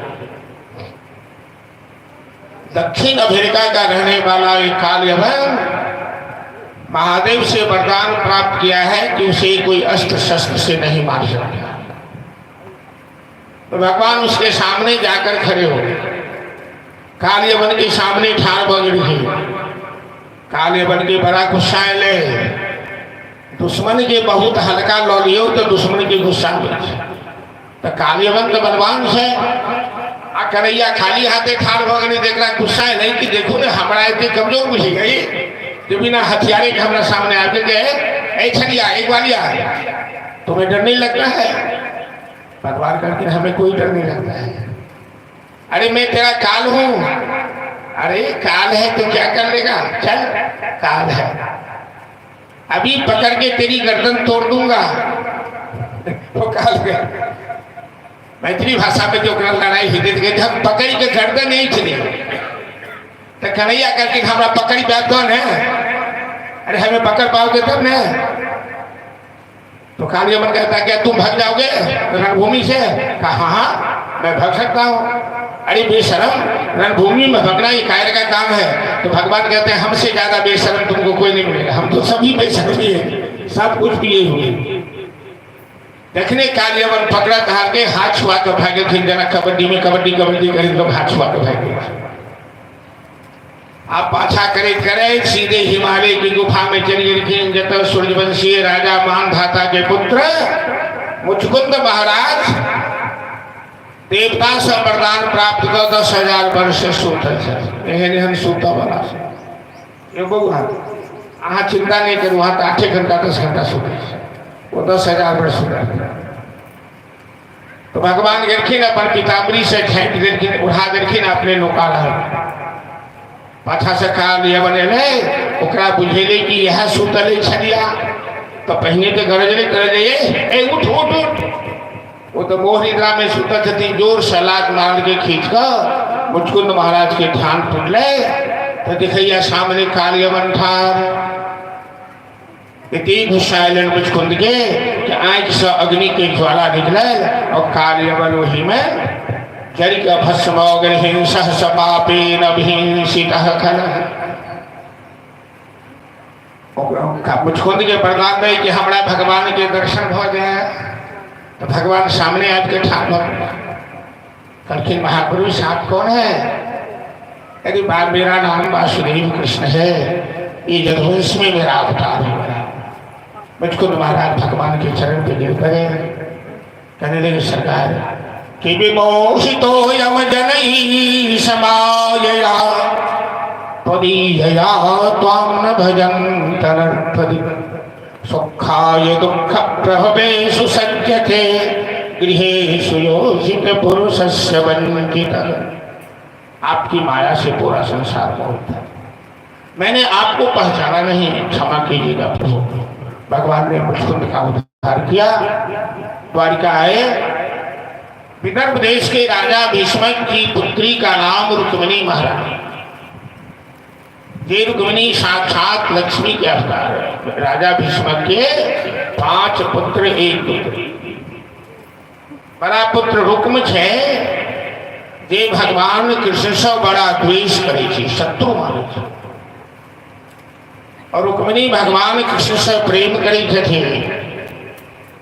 राजा भीष्मक की इच्छा थी कि हम अपने बेटी के ब्याह करी द्वारिकाधीश, लेकिन बड़का बेटा बड़ा क्रूर स्वभाव के थी। वो शिशुपाल से अपन बहन के ब्याह कर।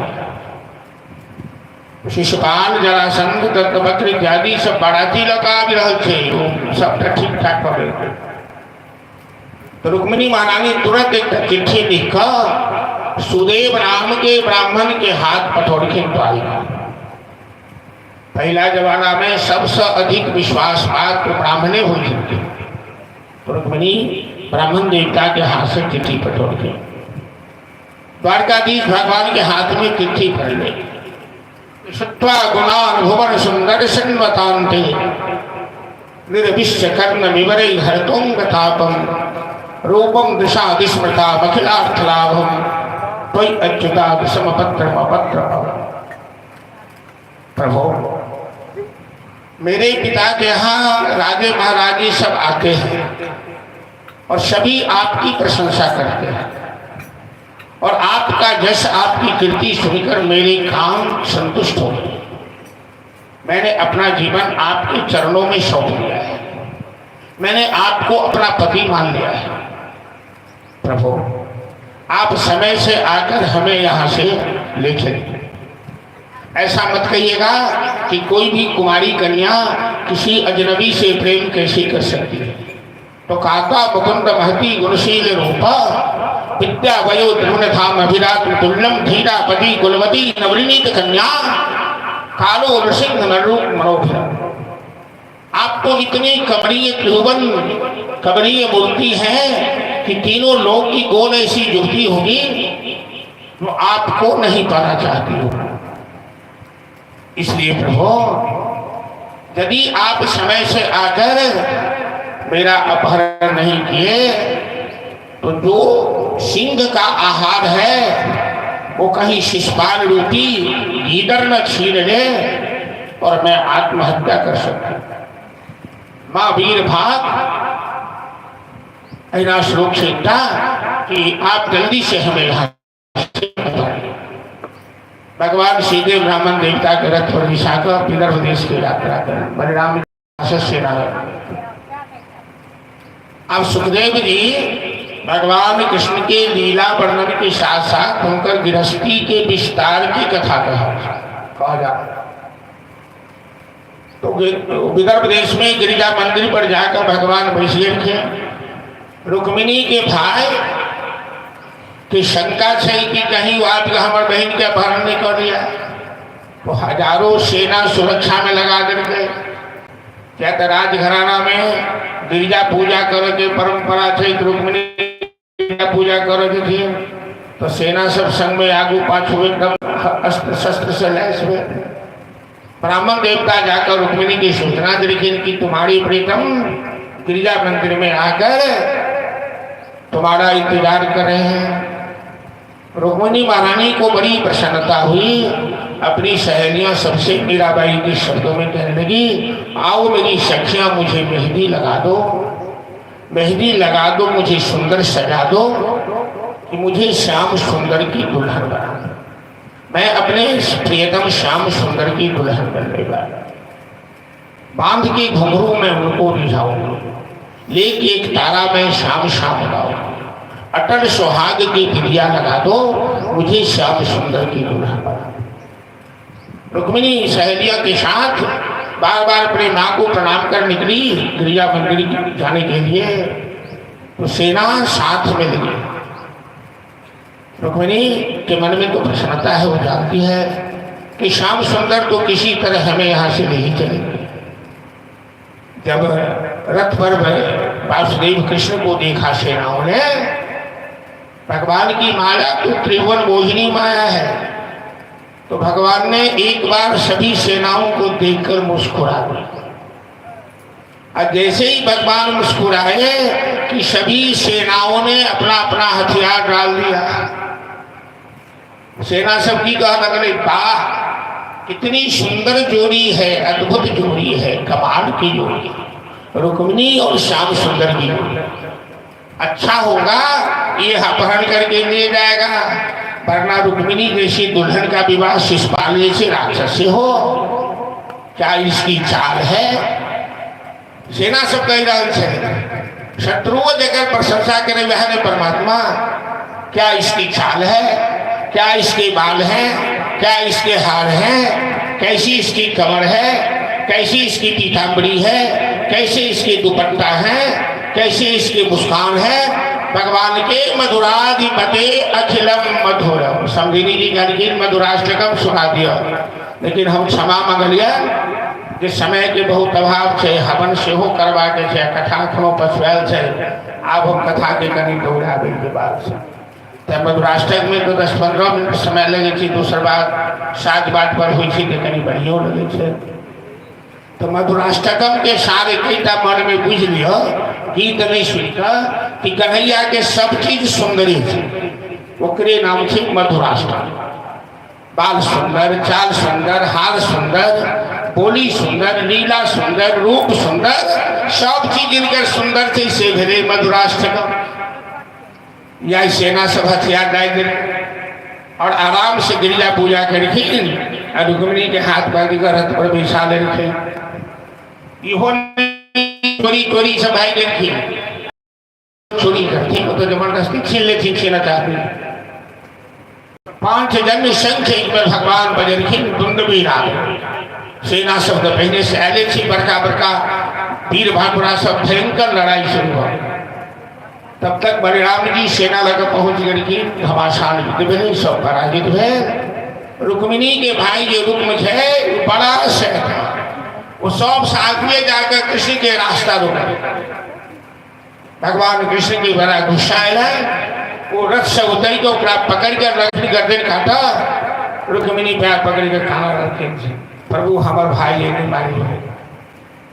तो भगवान का दिल बड़ा शैतान है, चल वहां कहीं हम छेड़ देखिए, लेकिन बाल के चुगला बना इधर से मुड़गा इधर से मुड़गा। मतलब जो भगवान से द्वेष करवे या भगवान भगवती के मिलन में जो बाधक बनवे, अहाँ के जीवन चुगला बन गया। चुगला के कतेक फैजत करे थे मिथिलावासी से बेसी जो बुझते हो सामा खेल में कहीं देख लिए चुगला के कते लोग आवे थे। चुगला गोठी छाव बटर बटर बटर चुगला के घटर तो कथी कथी गाय लोग पढ़े थे सामा खेल के समय। तो भगवान के द्रोही बनब तो चुगला बन पर रुक्मिणी के आईडी का भगवान फिर विधिवत रुक्मिणी से विवाह करे। जामवंत के पराजित करखिन जामवंती गुफा गुजरात जूनागढ़ जिला में पड़े। 27 दिन तक लड़ाई भिड़ल जामवंत। जामवंत रामावतार सत्संग में थे ब्रह्मा के और अपन पुत्री जामवंती इनका सुपर। भगवान के 8 पटरानी रुक्मिणी, सत्यभामा, जामवंती, कालिंदी, पितृविंदा, लक्ष्मणा, सत्या। एकौटा बियाह भगवान बरियाती लौकने गेलखिन है, सबके लौलखिन है हरण कर भगवान के लिए 16,108 रानी। 16,100 रानी ये नरकासुर नाम के राक्षस जगह नाम थे, दूसर भौमासुर के पृथ्वी के पुत्र। ओकर संकल्प रहे कि 16,101 कन्या से ब्याह कर। तो 16,100 के हरण कर के नरकासुर बड़ा बलवान रहे। ई कन्या से भगवान से प्रार्थना करके प्रभु नरकासुर के मार के हमरा सबके उद्धार करू, नहीं तो हम सब जिंदगी भर सरिया में करा लिए। भगवान जामवंती के लगो ओकरा पर आक्रमण करखिन और भौमासुर के संहार करे। और ये सब कन्या कहलखिन प्रभु अहाँ तो सामर्थ्यवान छी, जहाँ हमरा पत्नी रूप में स्वीकार नहीं करब, संसार में हमरा सबसे तो ब्याह नहीं करत, हमरा सबके जिंदगी बेकार है। नरकेश्वर के जे दिन मारखिन है भगवान अपना सबके समाज में जमक दिवाली मनायल जाए छे। ओई दिन लोग खाद बिया दिया नहीं छुए छे, वो पापी को मारन की थे। तो 16,108 परिणाम जी गर्गिनी क्या करते हो कन्हैया? तो कन्हैया करके क्या करते हैं भैया, ये तो मजबूरी है, मैं कोई अपने मन से ब्याह नहीं किया हूँ। ये सब बेचारी अभागन है, इनको कोई सहारा नहीं देने वाला है। तो जिसका न कोई संगी साथी ईश्वर है रखवाला भगवान, तो सब कुछ स्वीकार कर ले। नारद जी एक बार भगवान